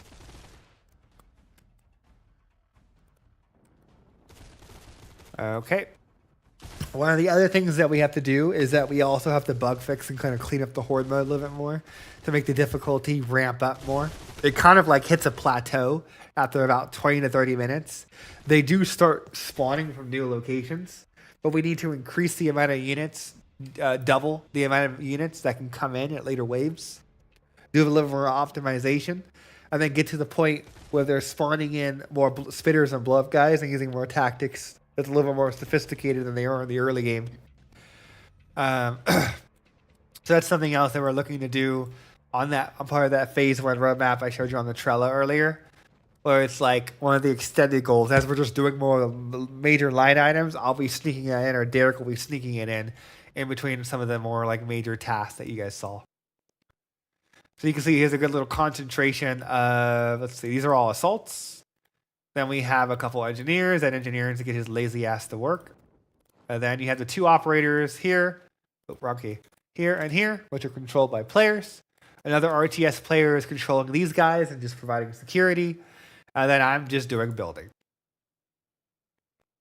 Now, right now, we've gotten a lot of feedback about that people don't want us to limit the game to 4 players. Just to kind of like mention that again, is that people have wanted us to push for more 10 to 12. We'll see how it goes based off of playtesting, performance, map size, and adjust accordingly. Right now, there are no limits. You could have up to 20 people in this dev session right now if we wanted to. We're just going to kind of figure out at what point does it get kind of silly and crazy, and what actually makes sense in terms of the gameplay loop. I'm aiming for around 10 to 12 at this point, because I think that it would work out great for the map sizes that we're going to have. What's going on over here? Holy shit. Okay, that's fun. And then this is the other bug I was talking about, where these guys didn't realize that the structures entered revel mode, and they're trying to destroy something that's already in revel mode. Yeah, Alpha got destroyed. And then this is the other bug I was talking about, where sometimes the turrets, they don't target acquire anymore, and we have to hunt down and figure out why that happens sometimes. I think something's getting broken in their combat loop, where they get stuck in some kind of... Wait, hold on. No, they just can't see them. I lied. Sorry, everyone. They literally just can't see them, because the structure was blocking their line of sight. So technically, I'm bad at designing a base, and I should have had a turret here, or a turret here. Me knowing the spawns wasn't good enough, because what happened is that they spawned from this alley, and then the structures pulled their aggro away from the primary objective at Zulu. And me being the programmer, I should have probably have thought about that. So, fun. Anyhow, we got a little base set up, very basic. We don't have Craig Bob the Builder here with us right now, because normally he goes so OCD. He focuses on the bases. I do some security, and then we have our operators just filling in the blanks where we need more support and running around doing missions. Because the one thing that we didn't, I want to get to the point in these playtests where we have like set teams, where it's like Alpha team is doing this, Bravo team is doing this, Charlie team is doing this. And then getting to the point where we can reinforce all the systems in the game, where like I could do this and like, draw on it. This is one of the bugs that we haven't had a chance to rectify. The clients can see those lines, but I can't. Is that it's like a weird bug that happens sometimes. But the idea is that players can essentially be able to draw on the map and draw battle plans and have layers. So it's one of the things that we're working on after we get these major bugs and line items situated. Is we need to finish up the mini map and the tactical map, so you have all this actionable intel and you can actually draw on it and do this kind of stuff. I already know people are going to go to drawing dicks, but it's unavoidable. People always do that for some reason.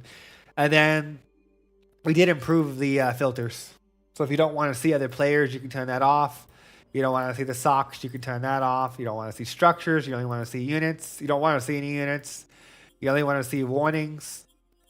So we did do quite a bit of time to basically just kind of add that in there for the people that are just kind of coming in late and haven't been up in every single HQ. And then we do have the zooming, where like if you wanted to, you can zoom in here. And then you can keep an eye on this while you're over here. Like let's say like you left some operators and some RTS units. And then when it starts to come under attack and you see it flashing, then you would know to click here, jump back, see what's going on. Okay, cool. Reset, see how the whole map is going. And I can see this area is under attack somewhere. I guess there's an infected somewhere over hitting this wall. So we will conclude this and move into the Q&A, because we're officially at 1 hour and 27 minutes.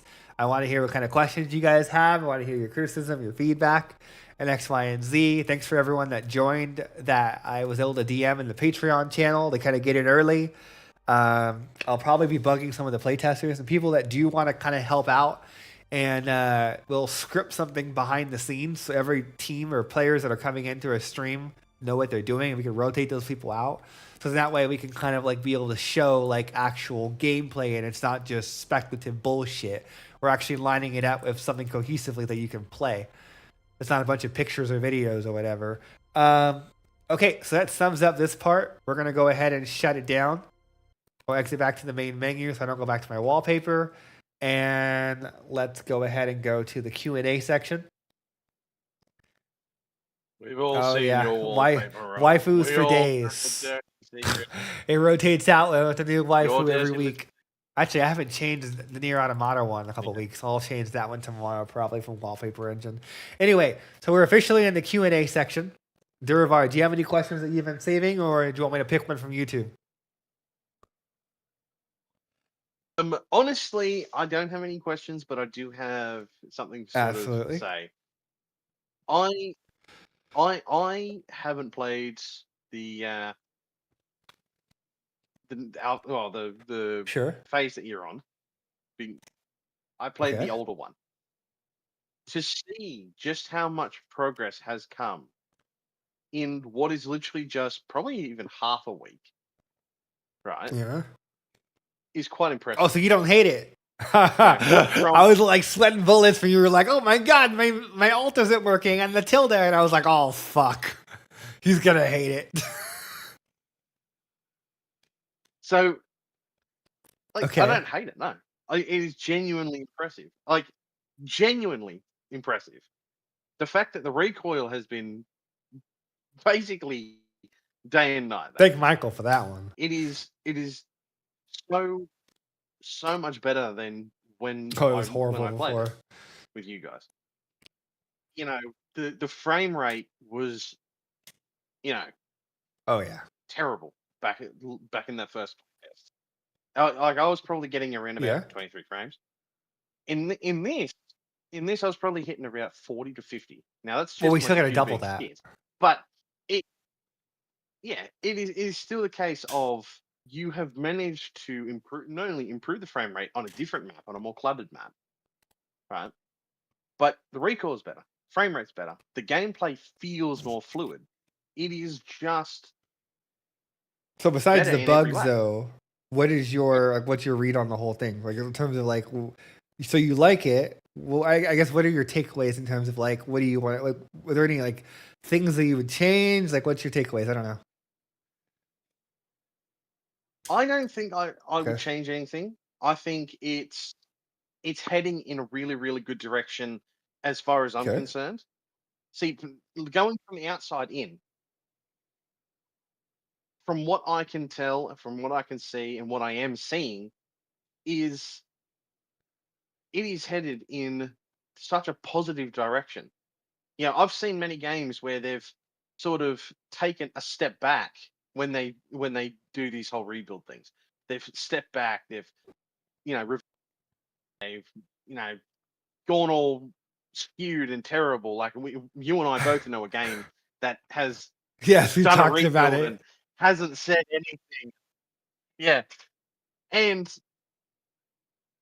so many other games have done rebuilds. They've done really good jobs, but I don't think there has, in my opinion, been a game that's gone from single player, you know, with really fun gameplay, to co-op with really fun gameplay. On such a scale, on such a scale as what you guys are going. So I'm gonna ask you a question. How do you feel in terms of like, because now that you've gotten the chance to see our vision, well, a baby size thing, because obviously there's a lot missing for like the abilities, and we still have to get into phase 2 and phase 3, but it's one of those things where like, do you, from your standpoint of playing it now and knowing what the end goal is from the discussions that we've had, and from being able to play the last experimental that had like the vehicles and Chelsea and all that, what's your read on just the direction we're going in terms of like when it all comes to fruition? when it all comes to fruition, I genuinely feel that Cepheus will be in a really amazing place. Okay. When you guys add Chelsea, add the vehicles, add everything, all the gameplay elements Like the that are airstrikes. going to be, I'm excited to jump. Yeah.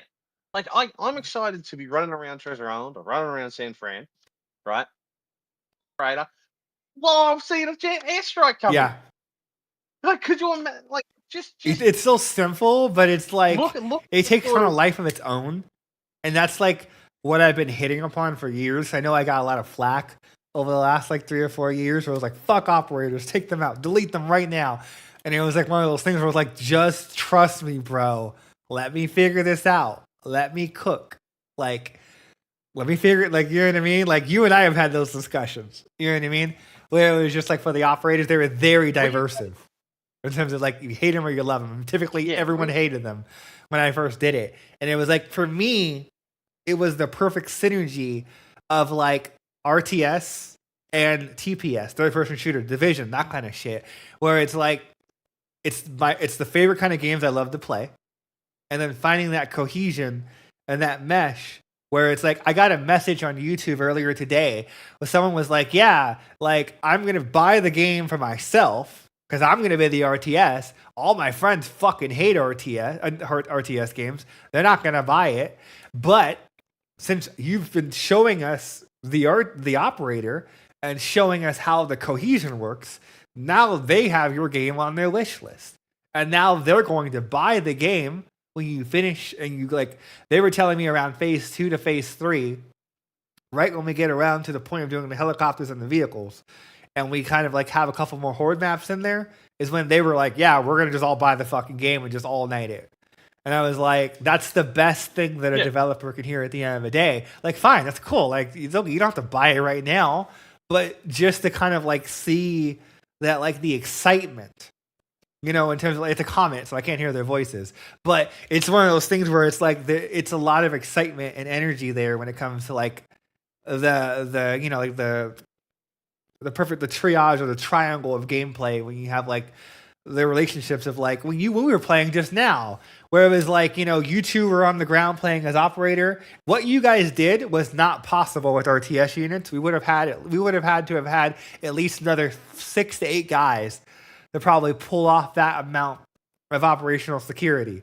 But with operators, you could have 2 or 3 players that play a lot of shooting games, Call of Duty, Battlefield, The Division, understand, you know, how their gun works, customize it, have some basic abilities, and then have an engineer, and the RTS player is just running in there basically doing his thing, trying to get the defenses up, get the walls up, get the turrets up, and the operators are just spread out providing security, and like that's really cool. Like I can't wait to see the evolution as we get into these later stages where it's like what you're saying, Duravar, where it's like calling in an airstrike, where it's one of those things where like getting it to the point where the operators, when we get the ability system in, you know, the next couple of weeks, that's going to set the foundation for the operators so they can use those abilities. And then we're not going to just make it to where like you have to have a radio man for an operator. If you have the radio ability for an operator, then you can use a laser designator and call in airstrikes. So you just choose from the drop down.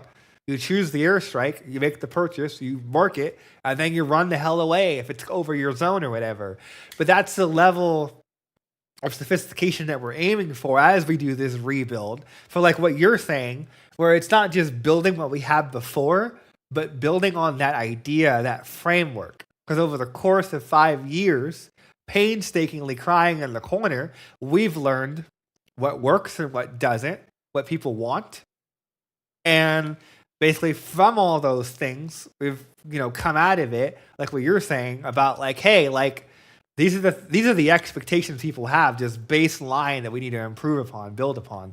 So yeah, no, it's one of those things where it's like I'm always thinking about that. And you and I and Michael and Chris and Efren and Derek and Dimitri, we're always having these discussions in terms of what do we need to do based off of like what people are saying online.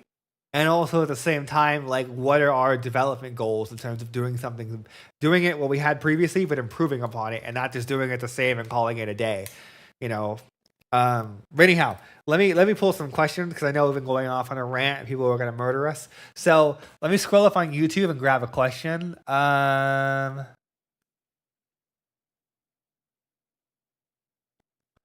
Let's see.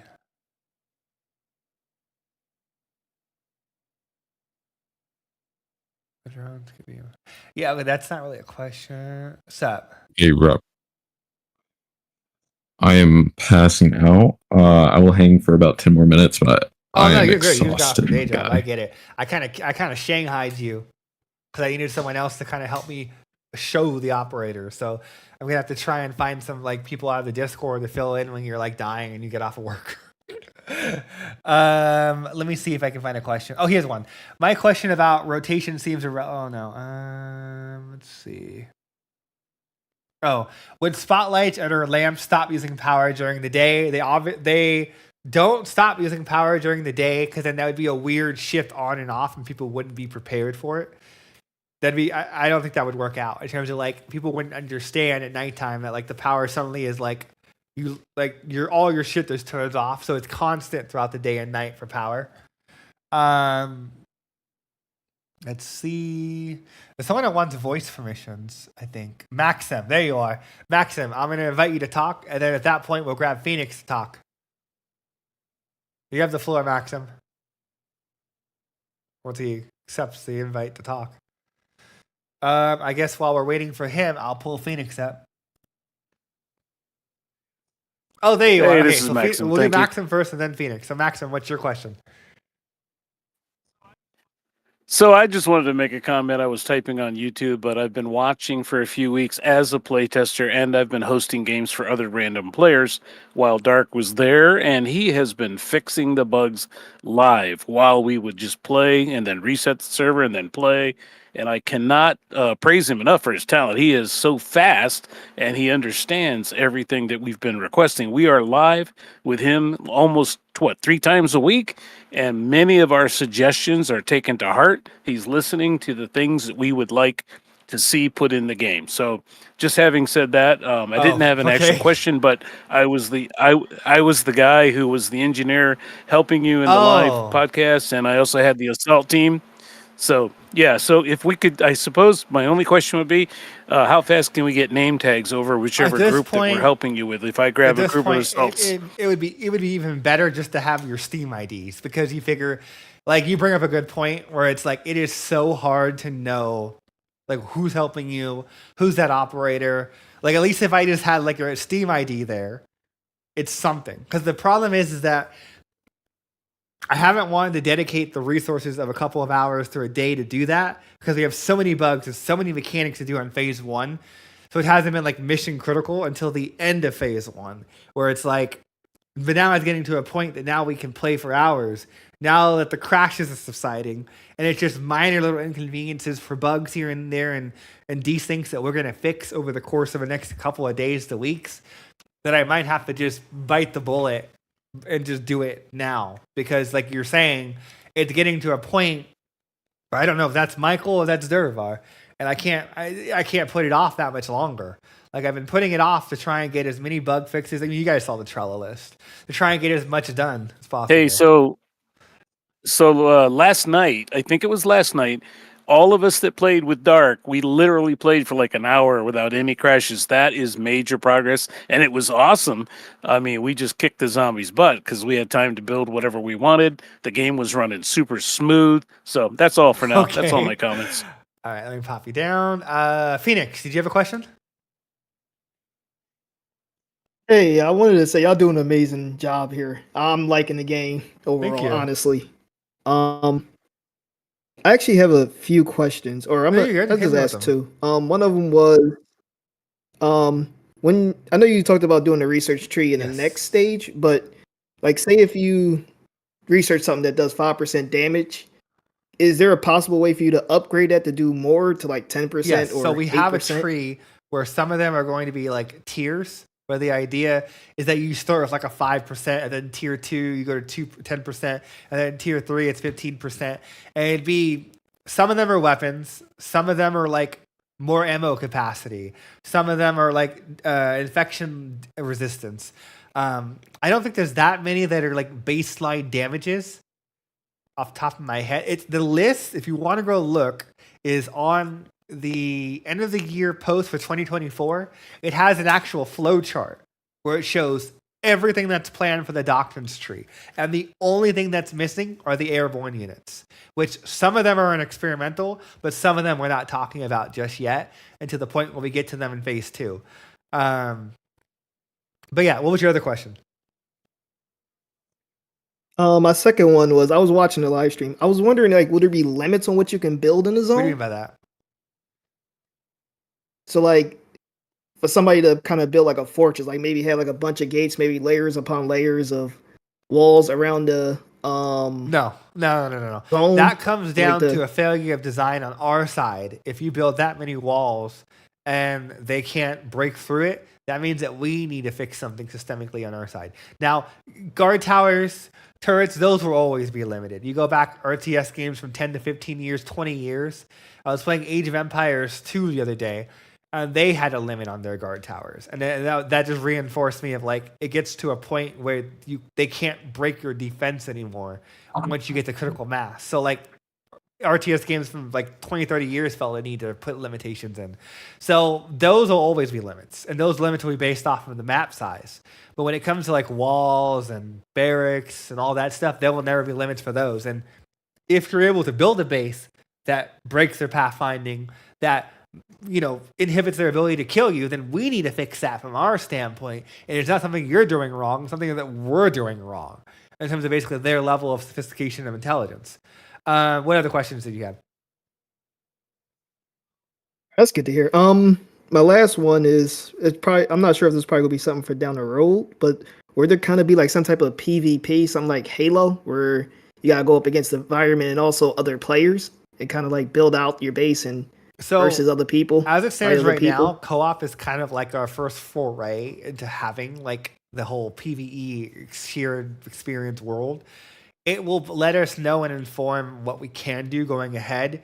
There were some early level discussions of doing versus, but right now our priority is just I would say you're more likely to get the infected as playable and getting the operator versions of lieutenants than you would get versus.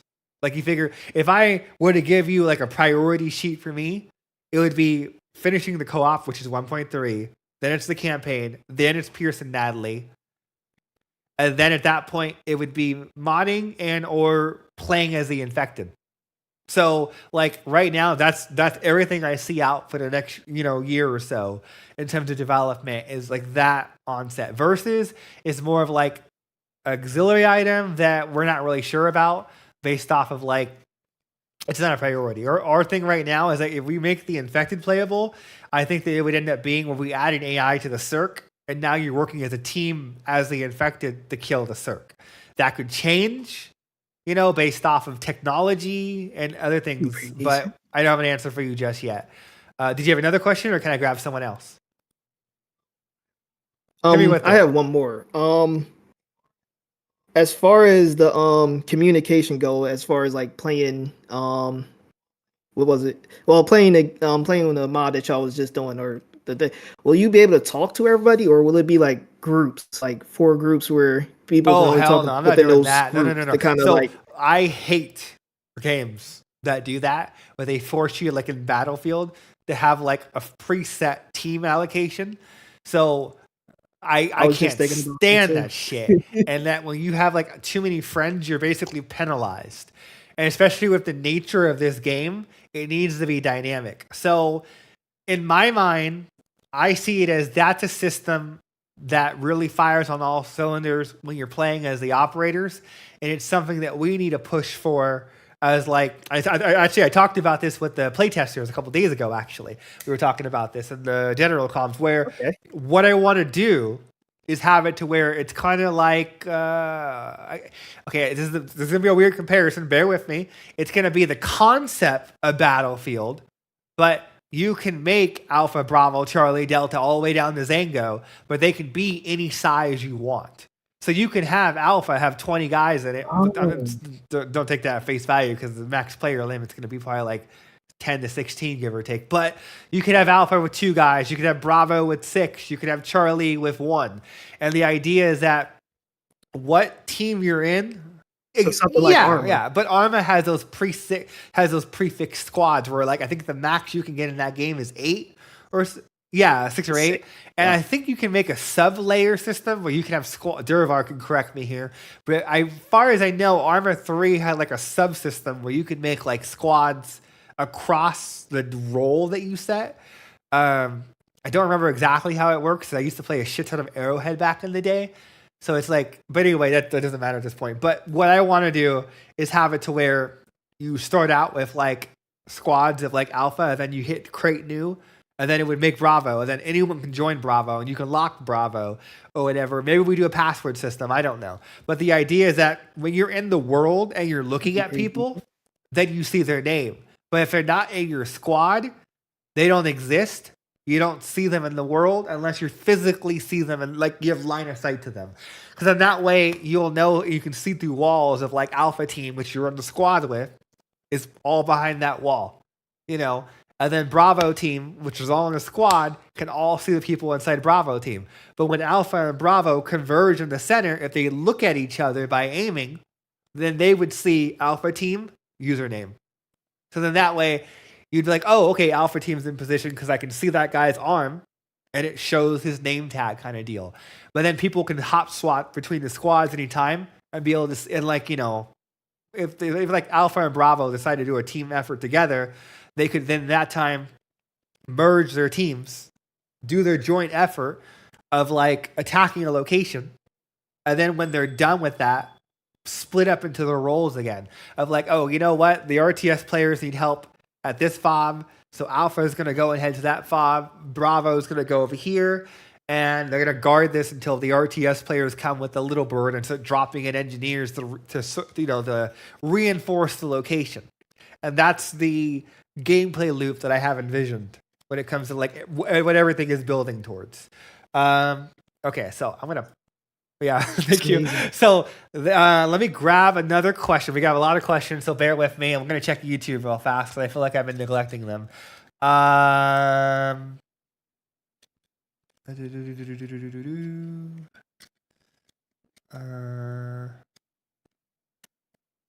So yeah, there's going to be a global limit for watchtowers. They're going to be based off of like, I think you're right, they were region based. Right now they're map based, but right now they're map based because of Horde mode. Because it makes sense for Horde mode just to have a global limit like that. That might change as we continue developing towards pandemic. Like it's gonna kind of like our interpretation of what is an improvement is going to go through the gauntlet of you guys, where it's like things that we think sound good might be a bad fucking idea.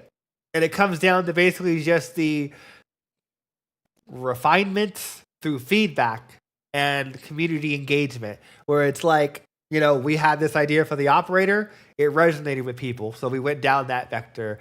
We had the idea for like the, what's another good example? I can't think of another example right now, but you get the point. I didn't see another question. Will there be co-op in the 3 main island open world map or just small missions? So to answer your question for gaming, I just want to, this is a very good question, just to make sure that we're not like misleading people. This is a layered rollout. Horde is meant as a simple, quick stress test of the code base. Co-op as a whole. Unit combat, mechanics, abilities, airstrikes, doctrines. We get all of that working in there. That's phase 1 and phase 2. When we get to phase 3, that's what you're talking about, where it's going to be the pandemic map rollout. So that will be, we'll do the same thing we did now, but do it with pandemic. We'll start with like a cutout of San Francisco or Treasure Island, and then we'll add in all the mechanics of pandemic mode. Something like a 10 by 10 city block or whatever. Evacuation. Dynamic civilian groups, ambient civilians walking on the streets, the infection system, you know, like that kind of stuff. Those are the major systems that define pandemic mode.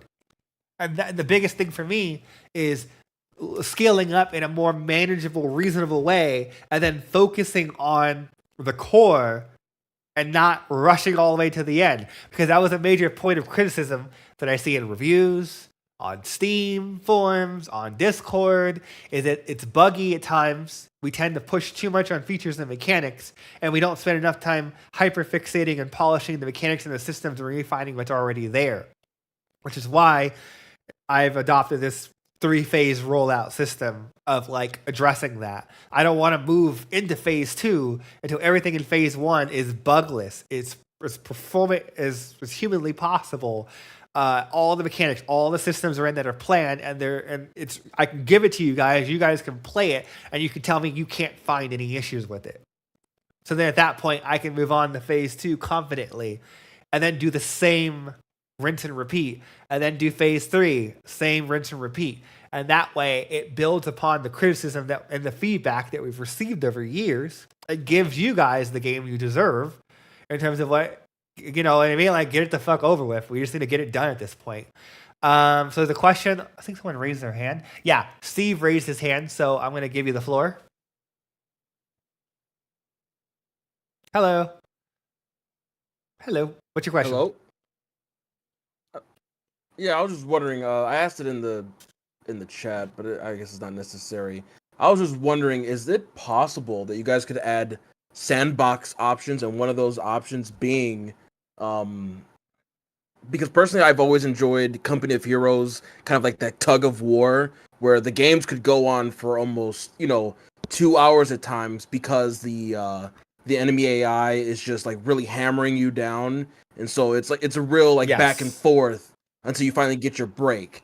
And I was just wondering if that's possible in this game as a toggle of some kind to make the civ population not necessarily infinite, but that it is, how would you say, it wouldn't go down without ruining the vision of the game, if that makes sense. Like, if a zone is captured, it's captured, but the humans can come back if you help, or however that. Let's elaborate on that a little bit, because I have my observations or my goals that I'm pushing for this rebuild. And as it stands right now, how long when you play your games, how long does it take to a point where it just stagnates and everyone's dead and there's not much to do? You don't get that open world nature. Say about 2 hours, I would assume you said?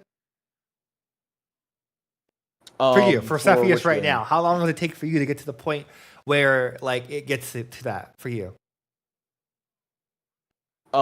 Personally, I kind of let it draw out, so I think I don't really have an guesstimate, 5 hours? A session that has ended.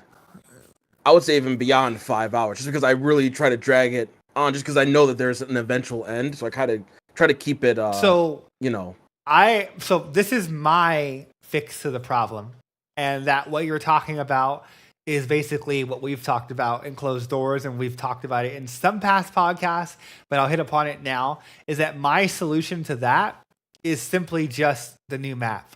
Because the new map is 3 to 4 times larger, and it's going to have Treasure Island has a population that doesn't even hold a light candle to San Francisco.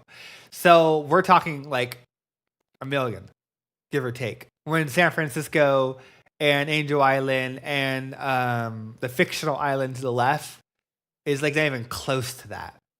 I think it's under 100K for everything in the game right now as it stands. Don't quote me on that. Mm. So just the sheer amount of zones, population, and transfer of population, in my opinion, would make it to where these games are taking, right now, I think someone could beat the game if about 4 or 5 hours new.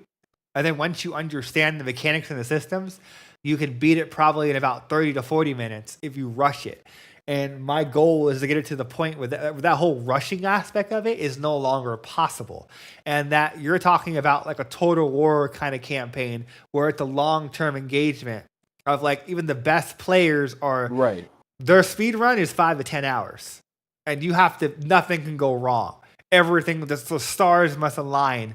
Because you figure even if you take into account the custom game settings they're going to be doing, and you can mutilate and change things to a certain degree, there's still going to be the progression tree for the DNA research and the doctrines, where it's going to make it to where there's going to be an escalation of you getting units and buildings and all that stuff. And then with the higher population, I believe that will fix it. If it doesn't, we can always revisit it. But I feel like once you get to the point of having that kind of gameplay loop, you should be good for that kind of like long-ended open nature. What do you think on that? Yeah, I mean, essentially, if it is like a situation where it would take 5 to 10 hours where nothing could go wrong, which would mean for me it would probably be a lot longer than 5 to 10 hours. I would prefer that over an engagement or a session that only lasts 30 minutes. Yeah, because once you get to a sufficiency, because you can farm DNA to such a sufficient to a proficiency at this point where you can literally like beat the game. Well, the first time, the general average is about 5 hours for a new person, because they don't know what they're doing, they don't know what's right, they don't know what's wrong, they lose sometimes, a lot before they succeed. Right.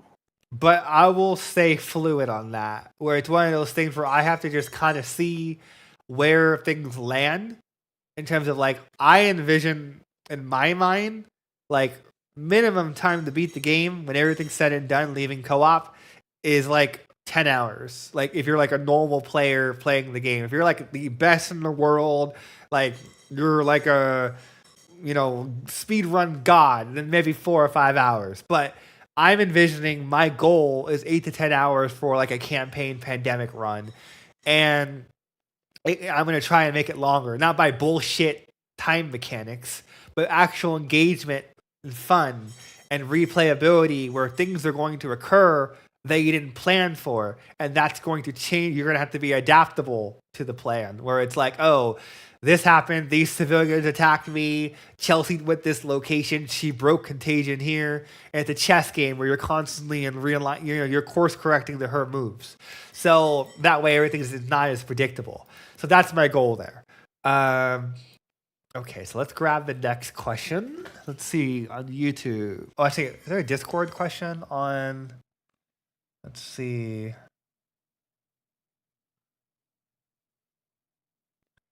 Anyone got any Discord questions that we... Derivar, did you see any questions we missed?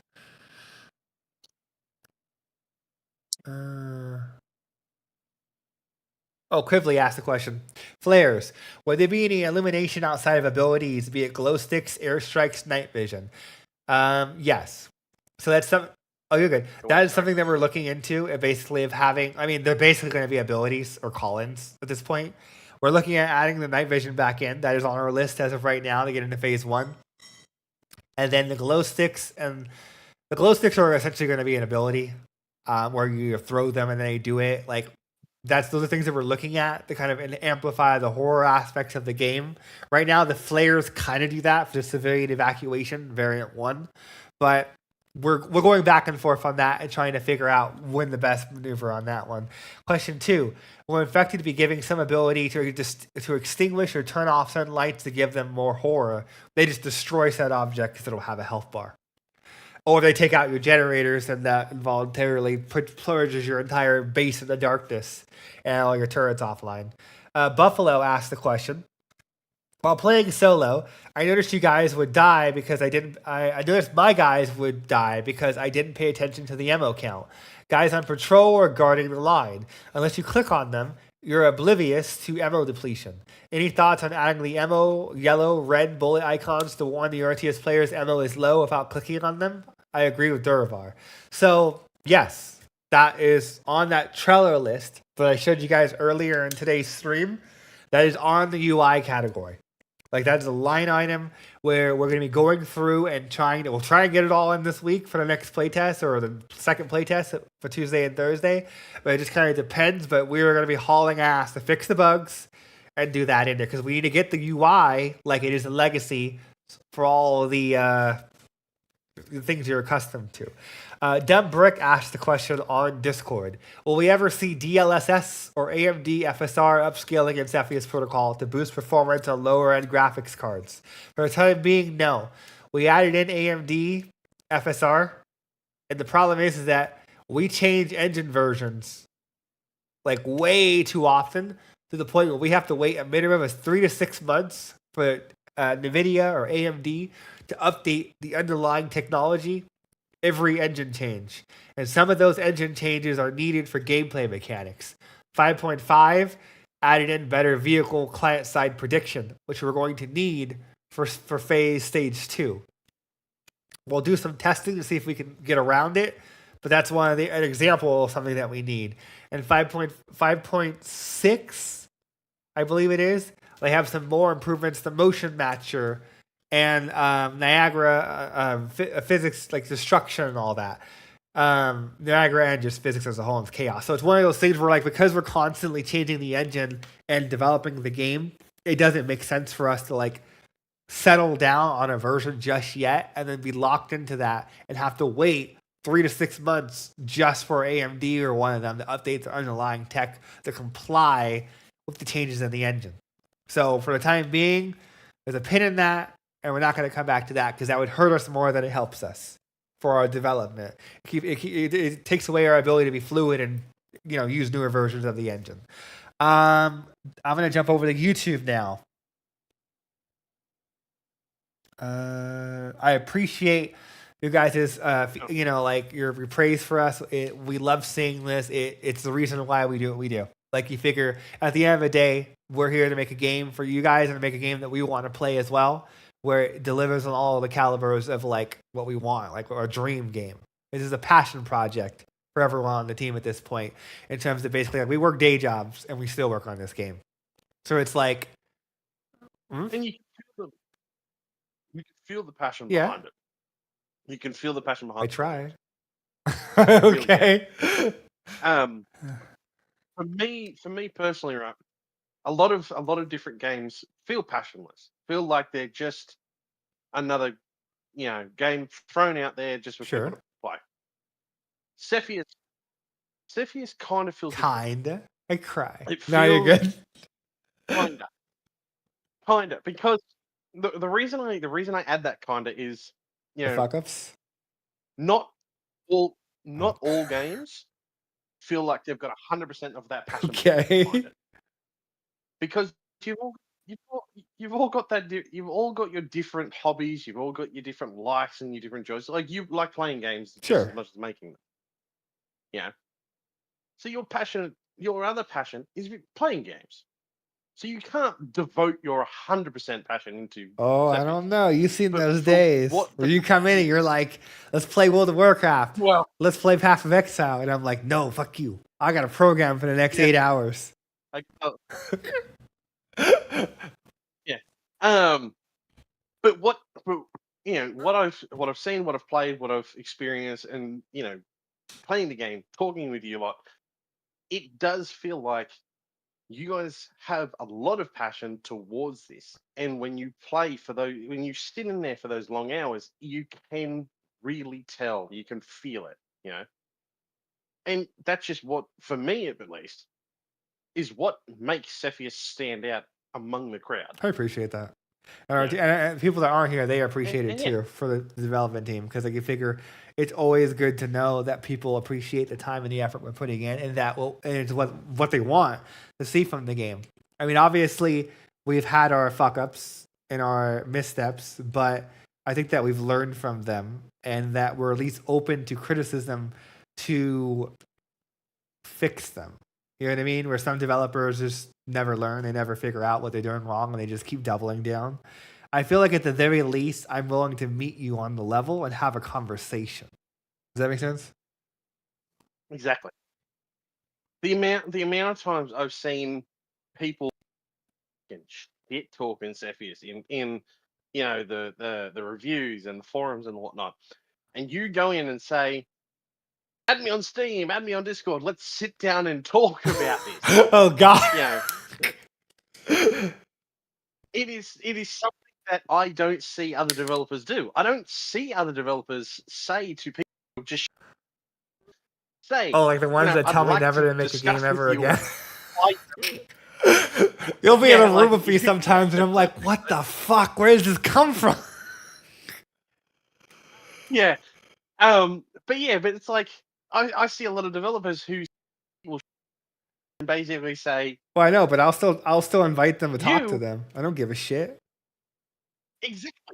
exactly, and it makes you, most importantly, I stand out guess. among It's, the rest. at the end of the day, I think there's a line. I think Henry Cavill said it for The Witcher, where it's like they're just passionate fans. Like they might not always say it in a way that you like, but they're saying it because they care. So there's still something to glean from what they're saying in terms of like to learn from it, even if it's not like, you know what I mean? You know what I'm saying, Derivar? Where it's like bugs or crashes or instability, or they want this feature or they want that feature. Where it's like, okay, I can't deliver on everything you're asking in this moment because I'm a human being with like less than 5 devs, but we'll take note of it and we'll do what we can do when we can do it. So I've always taken that approach to criticism and feedback, and you know, I have my moments. You know, I have those moments, Derivar. I'm still human. But at the same time, it's like one of those things where it's been important to me to at least be able to have that conversation where it's like, I'll add people on Steam and negatively review the game. I'll add people on Discord. I'll add people on whatever the fuck on Reddit. Okay, let's jump on a call. Tell me what you like. Tell me what you don't like. Let's actually have a conversation besides just saying, game bad. Why is it bad? Well, how can we make it better? You know what I mean? Like, don't be vague. Actually have a conversation with me kind of deal. That's been my thing. That does annoy some people because some people get mad at me when I ask that because they don't expect me to actually give a shit. But it's one of those things where it's like, you left a review. What did you expect me to do? Ignore you? Pretend like it doesn't exist? Whatever. So when people get mad at that, I don't give a shit. But, you know, to their own. Okay, so what do we got on YouTube? I hate you, Well, Creed. I can He's like, definitely when go can you out get of mine. Miku Hassan soon as the operator? Oh my god. That is a I genuine am not question from a getting consumer, sued for and I copyright expect an answer. infringement. Yeah. You can make a pink. I think we'll just I don't make care. our Like, own unique characters. circuit colors. Also, were you Yeah, trying okay. to say Hatsune Miku? I think you. I Is think that who that. you were trying to say? Yeah. Hatsune Miku? Yeah, I did. Yeah, I did. This is depressing. I just want to say, Greg, I'm I'm gonna so Google proud this. of you. I think I You know who have that joined. is. Oh god damn it! Yeah, okay. I knew who it was. Luckily. I just wanted to double check here. Yeah, it's one of those things where for the Also- operators, just so people know, there are 3 males and 3 females with 2 base outfits minimum for every variation. So technically, Michael has made. Oh god, I can't do the math right now. I'm not mathing. Hold on. That would be 2 times. Oh no, I lied. That's 6. No, that's 6 times 2. That's 12. So technically, there's 12 variations of operators, and like they change the whole outfit. So like it's like Siege or Overwatch, where it's like there's a different aesthetic and whatnot. So yes, you will be getting your waifus and your manfus for the operators. I know people keep asking, where are the men? Why are there no men in this game for operators? They're coming. I swear to God. The day one. The moment I can allocate the resources, I will get either myself or Derek in there to fix the gunsmith so you can customize your bloody operators.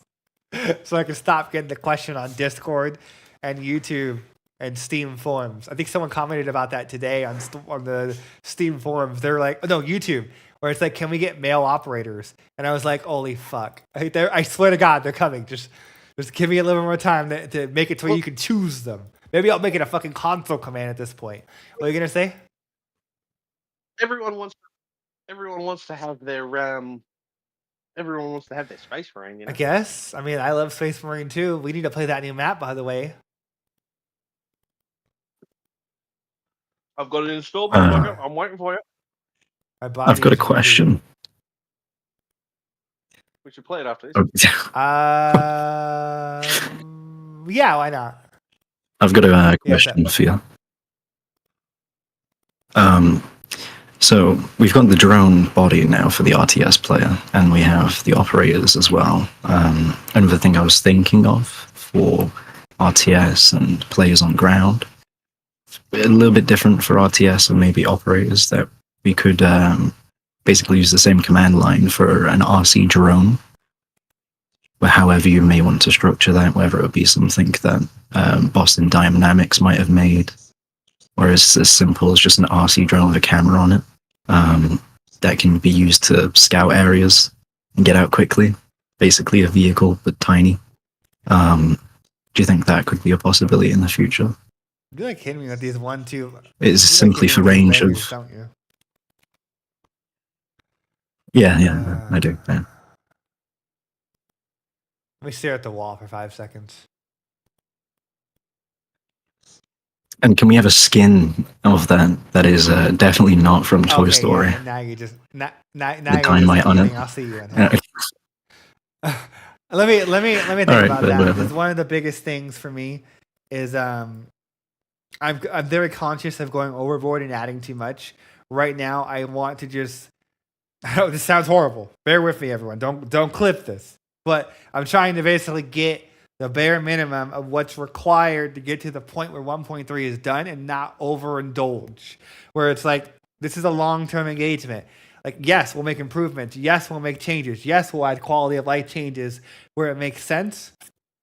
But like, more layered, nuanced stuff like that can come after co-op, going into 1.4, that become line items like the world events. Because if you go to our roadmap on that website, we have an entire card for world events where it's like a helicopter crash or a plane crash or a pack of dogs attack you. 5-second, 20-second, 30-second dynamic events / missions that you can choose to engage with or not. And that would be an example of something that, like, I would say to forego for the future. Another example along that line of thinking is management, like Stellaris for zones, where like you can choose a goal or orientation for a zone, and then an AI will take control of that zone and manage it. Because I know that's something people have mentioned for the operators, where like people like to play by themselves. They want to play as the operator, but they still want something to still exist and occur in the game. So it's one of those things where it's like, these are all things that we're thinking of. What you're thinking of is a really good idea, Craig, but I would save that for the future. It's not mission critical, Krieg Corpse. It's one of those things where I need to just kind of allocate that in the future long term. One thing I did say it's definitely really something quickly, for the future, I want because to I show understand something your on my plan. screen just to give a little bit of context. So when I say that this is what I'm talking about for people that don't show up to every Circ HQ, this is the gunsmith prototype that we made, where this is like one of the last things that we're going to do before we leave phase 1, is basically like add the other 3 male operators. Because before we like stopped, we had the 3 base females and 3 males. There's only 1 male right now, but there's the other 2 males that has to be put in there. And then they have the outfit system that has to be implemented. Because the models are made, they're just not implemented. But then you also have like, is it going to let me click it? Oh, it's going to tell me to go screw myself. Okay, I can't click on it. It doesn't like, let me click it. Yeah, okay, there we go. Where it's like this kind of stuff, where we have to go through and get all of this functional and get like a gunsmith working and get the leveling system in.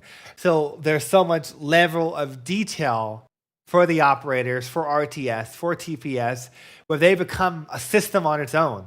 So where you're not just playing our Pandemic or Horde, but you're also leveling up persistent heroes by becoming your commanders for just RTS, kind of deal. Your named heroes kind of deal. Yes, the weapon's in the wrong position. These like I said, this is like a very, very old prototype where we need to go in and update some of the weapon models, update the weapon gunsmith, because if I go here and go here, it's not going to work. It's not loading the weapons, and I can't even rotate the weapon. Like, our code base has kind of deteriorated over time of like this old prototype with all the new RTS elements that we've added in, whereas some things have been moved around or reorganized for pawns and controllers to where we have to relink this. Like, all of this is probably like a couple days on its own just to modernize the AI, get a concept artist in here, get Winter to work with the concept artist while we're doing the programming, and come up with some better mock-ups, and then maybe get Michael to make a couple extra pistols. So this is what I mean by, like, there's more males coming. There's the 1 male here. The other males are in the dev blog post on Steam. So if you want to go look at those models, they're on the end of the year 2024 in summary report. So yeah, and here are your waifus because I know. Yeah, there's a lot of that one guy that our moderator. I'm gonna make fun of him real fast. Veronica is his wife. No, it's not Veronica. Kira is his waifu, our one moderator. A Shushimatsu. So which I can never say his name correctly. which A Shushimatsu? hang on, let me I can't check say the his mods. name correctly. It's Japanese. It's the one Japanese moderator named one. Yeah, him. Akatsuki? That is his waifu, I swear to God. But anyway, I just wanted to show that real quickly just to give some context of what I'm talking about in terms of like the operators and the depth that we're going in. So yeah, you see what you have now. Then you're going to have the gunsmith, which is going to affect their performance in RTS as well. So they will be better than your assault, your heavy, your sniper, your medic, because they can do multi-roles. We can have an operator that's a combination of different classes based off of the point allocation that you do as you level them up. So going back to questions, let's see what we got here. I think I did YouTube, so we're gonna do Discord. Anyone has any questions, hands raised? All right, so we're gonna take 10 more minutes, and then we're gonna wrap this up because we're coming on 2 hours and 18 minutes, and I need to go take some documentation of notes for the bugs that I did encounter during this playtest with these boys, and then me and Derv are gonna go play Space Marine. What? We got one fellow from YouTube. Well, I'm not sure if it's a fellow, but we got an individual from YouTube called the Onyx Tiger. They've been. Oh yeah, sure. I'm sorry. Here you go. You have the floor. Hi. Hey. I asked a couple questions above, but one of them was does dark affect the AI and whatnot? Like, if an enemy's in the dark, do your soldiers, do they have reduced accuracy Vision. And range and whatnot? It affects their vision or how far they can see. It does not affect their accuracy at this point. We didn't want to make it too soul crushing because the players already have like a difficulty seeing as it stands. As we keep playing more and more, we will make refinements and tweaks here and there if it feels like they're just too OP at nighttime. I think in the last week is really when we started to actually play it seriously more so, where we were actually able to play it longer than 10 to 20 minutes without a crash. I don't have an answer on that just yet, but it is something that I'm thinking of. What was your second question? I think Spec Ops would be good at night, and then the other one was they're the best at night. I think because they don't get a vision penalty in Legacy, and that will carry over because they have the automatic night vision goggles. I think Cirque being military, I think it would be cool that they have like backup generators in the building, so if you lose power, it just doesn't immediately go out. Maybe after a few seconds it might. We have the emergency lighting that at least gives you illumination so you can see what's going on. Let me think about that one. But what was your other question? Do you have any more? A few, but I can always save them since you guys have been on for longer than you wanted to be. Because it's time for people to panic to write their last questions into YouTube and Discord. If we did not acknowledge your question, copy and paste it and post it again right now for YouTube and Discord. Minimap. Do you have plans when an operator mode to allow for it to rotate, like a toggle option? Yes, it's going to be in the options itself. Right now, it locks orientation and basically just tries to keep it to where it's not confusing. I know it's a preference thing because some people like to rotate, some people don't like to rotate. We ended up going the fixed one for the time being for the default. But when we add, like, there's a whole suite of gameplay options that we need to add, like the drone visibility. And when we do that, I like aligning my stuff, and it was very difficult in Legacy because when you clicked, then you had to rotate, and then if it didn't fit, then it reset the rotation. It was annoying. I like that you can do it with the keys now. And we got it. Yeah, you're right. That it did help out quite a bit. That and the rotating of fences need to be put back in on this current rebuild. Is there anything else that you wanted to throw in before I jump to another question? Yeah, there's two really quick ones. One was you showed the radius for the turrets and stuff like that. Would it be possible to make it so it doesn't just the whole circle? It it adjusts depending on the environment. So if there's a building, you can see what the turret would see as opposed to just the entire circle radius. So if there's a building in the way, it would affect the sight lines. Like a tower would be able to shoot over a wall, but a turret might not. My solution to that was what Broken Arrow did. And it's in Legacy, but it's not ported over yet. And that's on our UI task sheet I just put up a couple days ago on Trello. Is that it was the system where if you highlight over an enemy, it would simply just show you a line, and it would show you a break if they can't target that person, and it would show you to how far can they see up to that person. So that way you would know why a turret isn't shooting someone or why an infantryman isn't shooting someone.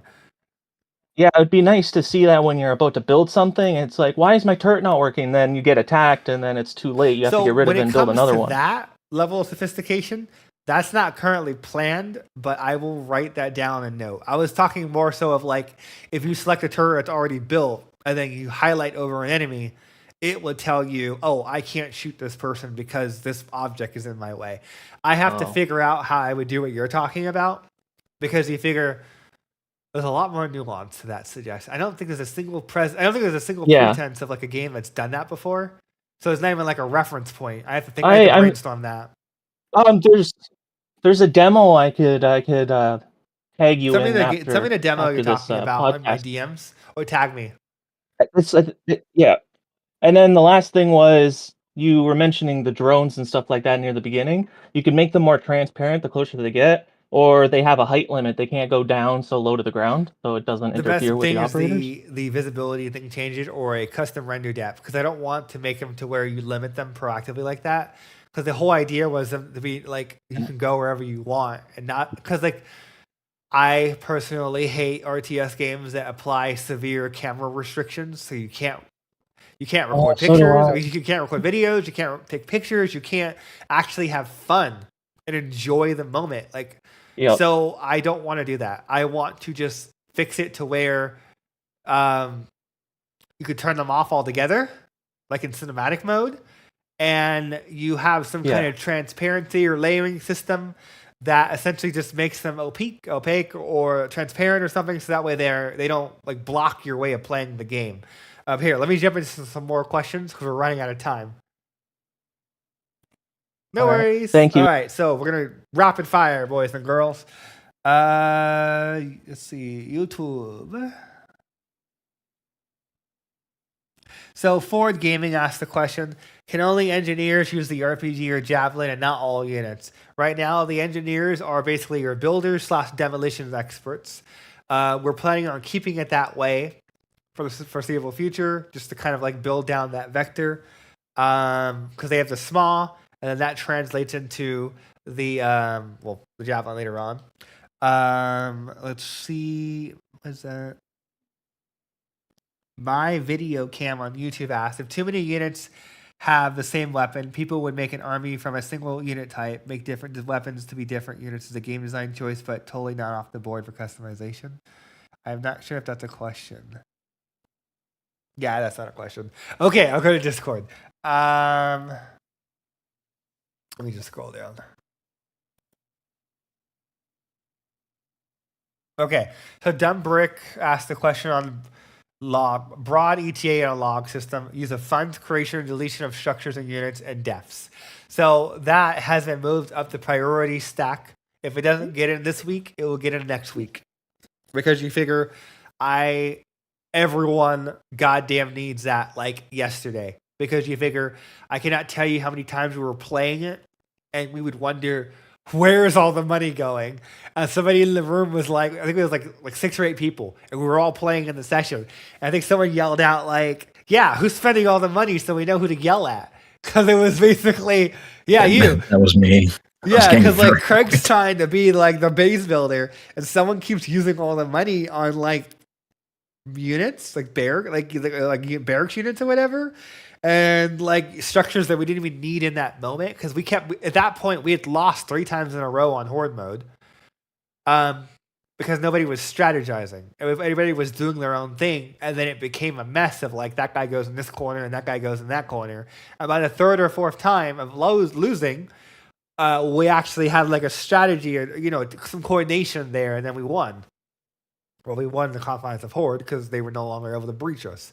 But you figure, that's one of the things that we are looking at, and it's on the list. And believe me, it's sorely goddamn needed at this point. Let's see. And then what other questions do we have? Okay, and then YouTube. Ignore me. This is Maxim. Okay. Let's see. Any other questions on YouTube or Discord? Silent Song asked a question in regards to operators, specifically the medical ability. How will this function be performed? Like a hospital with a healing ratio smaller? Or for the medic? Will we interact with other soldiers like the medic? The operators, specifically a channeled ability. Medical ability. I'm assuming that we can specialize. It would be. Yeah. We were playing Remnant, whatever. I forget the name of it's a weird ending suffix or whatever. But the idea is it's going to be a channel ability. So you're going to have 3 types of abilities in the game. You're going to have a self-cast, which is basically like a fire rate increase, like the heavy does. You're going to have a channeled ability, which is basically like a buff or a healing ability. And then you're going to have an AoE ability, like throwing a grenade. Something that has an influence or an effect on multiple people. So that's the basis of the ability system that we wrote in Legacy, and that will be ported over and replicated. And then the abilities will be ported over and replicated as well. So, it's going to be something along those lines, like Left 4 Dead, I guess, if you give an example, where you walk up to someone, you hold an animation, and it just heals them, and you can't do anything else during it. And that's the direction we're going in. They also said within that same question, in the terms of the unit health, will a penalty be imposed to a unit if the health falls below 75%, like slightly reduced movement speed, accuracy? It'll be. And will it progressively worsen as their health falls further? It's going to be a universal healing amount, like in StarCraft, and then we will adjust it accordingly. So I don't even think Arma does that, right? When a medic heals you, it's just the same time regardless, right? No. In Arma 3, it was like that. There is changes that could be done that were official from Bohemia, but were mods. And then obviously you got mods like Ace and everything. Arma Reforger, however, the 3.5 issue, the moment you get injured, you're screwed for the majority of the game.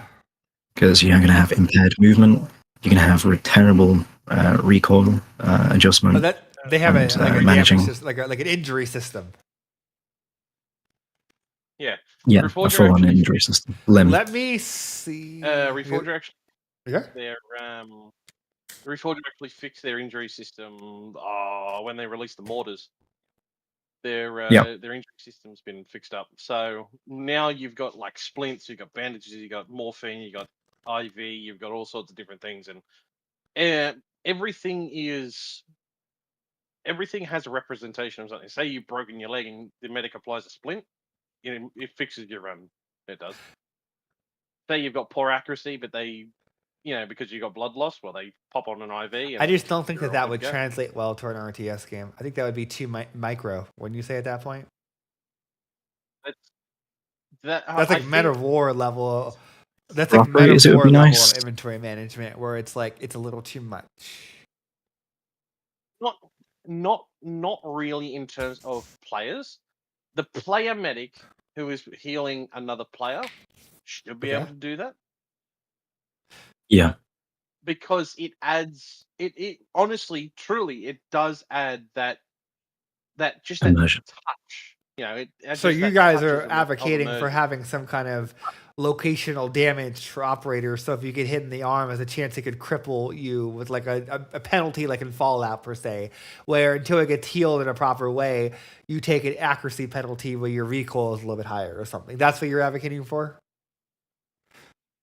Even if it is as simple as upper body and lower body, like that would, because it is an RTS at the end of the day. The operators are a very great perspective for players to take hold of and enjoy the game. There's already a foundation for this in the giving system, because the infected already take locational damage. The only difference is that it's turned off for operators. It's turned off for the circ units. Like if we wanted to, and if we had the resources and the budget, we could just flip a bool in our SDK and make it to where Cirque can lose their fucking arms. If they take enough damage and drop their weapon. There was actually a build 2 weeks ago where if the operator took too much damage, their weapon would get smacked out of their hand. That's why, I don't know if you guys noticed it, but it was like 2 weeks ago, I was like, oh, fuck. Because I noticed that an operator had gotten his hands smacked and his gun went flying because the dismemberment system for the infected got into the Cirque. So we turned it off in the next build because it wasn't intended. But it's one of those things where that's something that I'll have to think about and just kind of crowdsource because I am not sure about that level of simulation. Like right now, I have to marinate on that and then see what people think on the YouTubes, like people that get this far, survive this far, to the Q&A, leave what you guys think about what they're saying. Would you guys want a Tarkov or like a DayZ type damage locational system since it's already programmed in the game and it's just a matter of I wouldn't do that now. I wouldn't do it in phase 1 or phase 2. I do it after co-op is done as like icing on the cake because it's not mission critical. It's just nice to have. So tell me what you think and I will prioritize it based off of that. Maybe I'm wrong and a shit ton of people are going to blow up my DMs tomorrow. I don't know. But let's put it out there and see what people say. Did we have any more rapid fire questions before we run away? Oh, wait, someone copy. I'll take that last one. In regards to operator specifically, wait, did you do that? Oh, okay. That's the one I spoke to you about, yeah. Oh, well, I've got one. I've got one that I feel very strongly on. When it comes to gates, like, do you know the automatic function? And when they open and close, when we have people coming in and out. It infuriates me when I have AI, like, in single player and multiplayer, and the gate is open. And it's opening when infected are pouring through. Is it possible that we could have an enabled option to have that close the moment infected get near? Even if that is something that's done in the research tree later on for, after phase 3. So you want a mode that would basically be less micromanagement for the game that I could enable. Because if the map's going to get larger, it's going to be harder to notice when to close the game. I mean, you can say that other RTS players will take responsibility of fobs, but that's an excuse. That's bad design. So... like an emergency shutdown has an alarm, so the RTS player or operators nearby will know to go check that spot. Mode, where it would be like if it's open, yes, and it detects that an infected is there, it would lock down the gate and then flag your minimap and send you a notification ping to let you know you need to go check this area. Yeah. So that's a good idea. I'm going to write that down, but I can't give you an ETA on that because I have to think about that one. But I will write that down. That's all good. Let me answer the other question, and then we're going to wrap it up. Maxim, your RTS units will shoot to disarm, and the operators can shoot to disarm and shoot to dismember. So you can blow off their heads, legs, and arms. And if you blow off their legs, you turn them into a crawler. If you blow off an arm that's holding a melee weapon, it will disarm them. You shoot it again, it will blow off the arm, depending on how much damage you do. If you have like a Bear 50 cal and you shoot their arm, it's blowing off the arm, and they're dropping their melee weapon. So it comes down to the weapon you're using. Hold on, where does that question go? Well, there'll be fuel for generators. Not currently, no. Everything will be based off of the cost investment of what you put in for buying said generator. I didn't want to make the logistics chain need a Wikipedia article to figure out how to play the game. So it was important to me to make it to where it was very easy to pick up and play in terms of the average consumer. Because Men of War is a great game, but it's too much for me for the inventory system. So it was one of those things where I didn't want to go too deep into the weeds on some of these systems to the point where it alienates people of I don't personally like the Men of War inventory system. So it's I'm very conscious about adding that much of micromanagement. Okay, so we will conclude it there. We will have a playtest in a couple of days. Again, I will reiterate that on Discord. If you guys go to the channels and roles section, I believe it is, consider opting in to be a tester for the playtesting that we do. Sometimes we'll do it a couple of days in a row, but we will have set days regardless for Tuesdays and Thursdays. We'll try and keep that schedule. Sometimes it will be skipped. There will be times and bugs and last minute changes that come in Monday or Tuesday that break the entire build, or medical things happen. Life happens. So we'll try and keep a schedule for every Tuesday and Thursday, but there will be times where they're canceled or they're pushed back 3 or 4 hours or whatever. So keep that in mind, because this week we only had one on Friday instead of Thursday, and we had nothing on Tuesday, and our build before that was on Sunday because we needed those 4 or 5 days just to work on the build and get the bugs and other things in that were kicking our asses. So we'll be very fluid, and we'll let you guys know if there's something for like the next couple of days or whatever in general comms. Thank you guys for coming. We appreciate you guys jumping in, having this conversation with us, telling us what you like and what you don't like. If you want to support development, think about checking out our support packs on Steam, the little like camos that we have for the vehicles. There's the Patreon. You do get dev builds for the Patreon, so the patrons technically get our dev builds that we're testing every day. So if you do want to pledge on Patreon or Discord or YouTube, you do get that.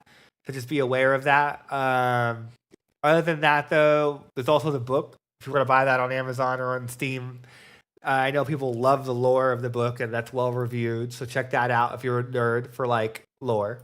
And that also is the framework that we're going to be working in for the campaign for 1.4.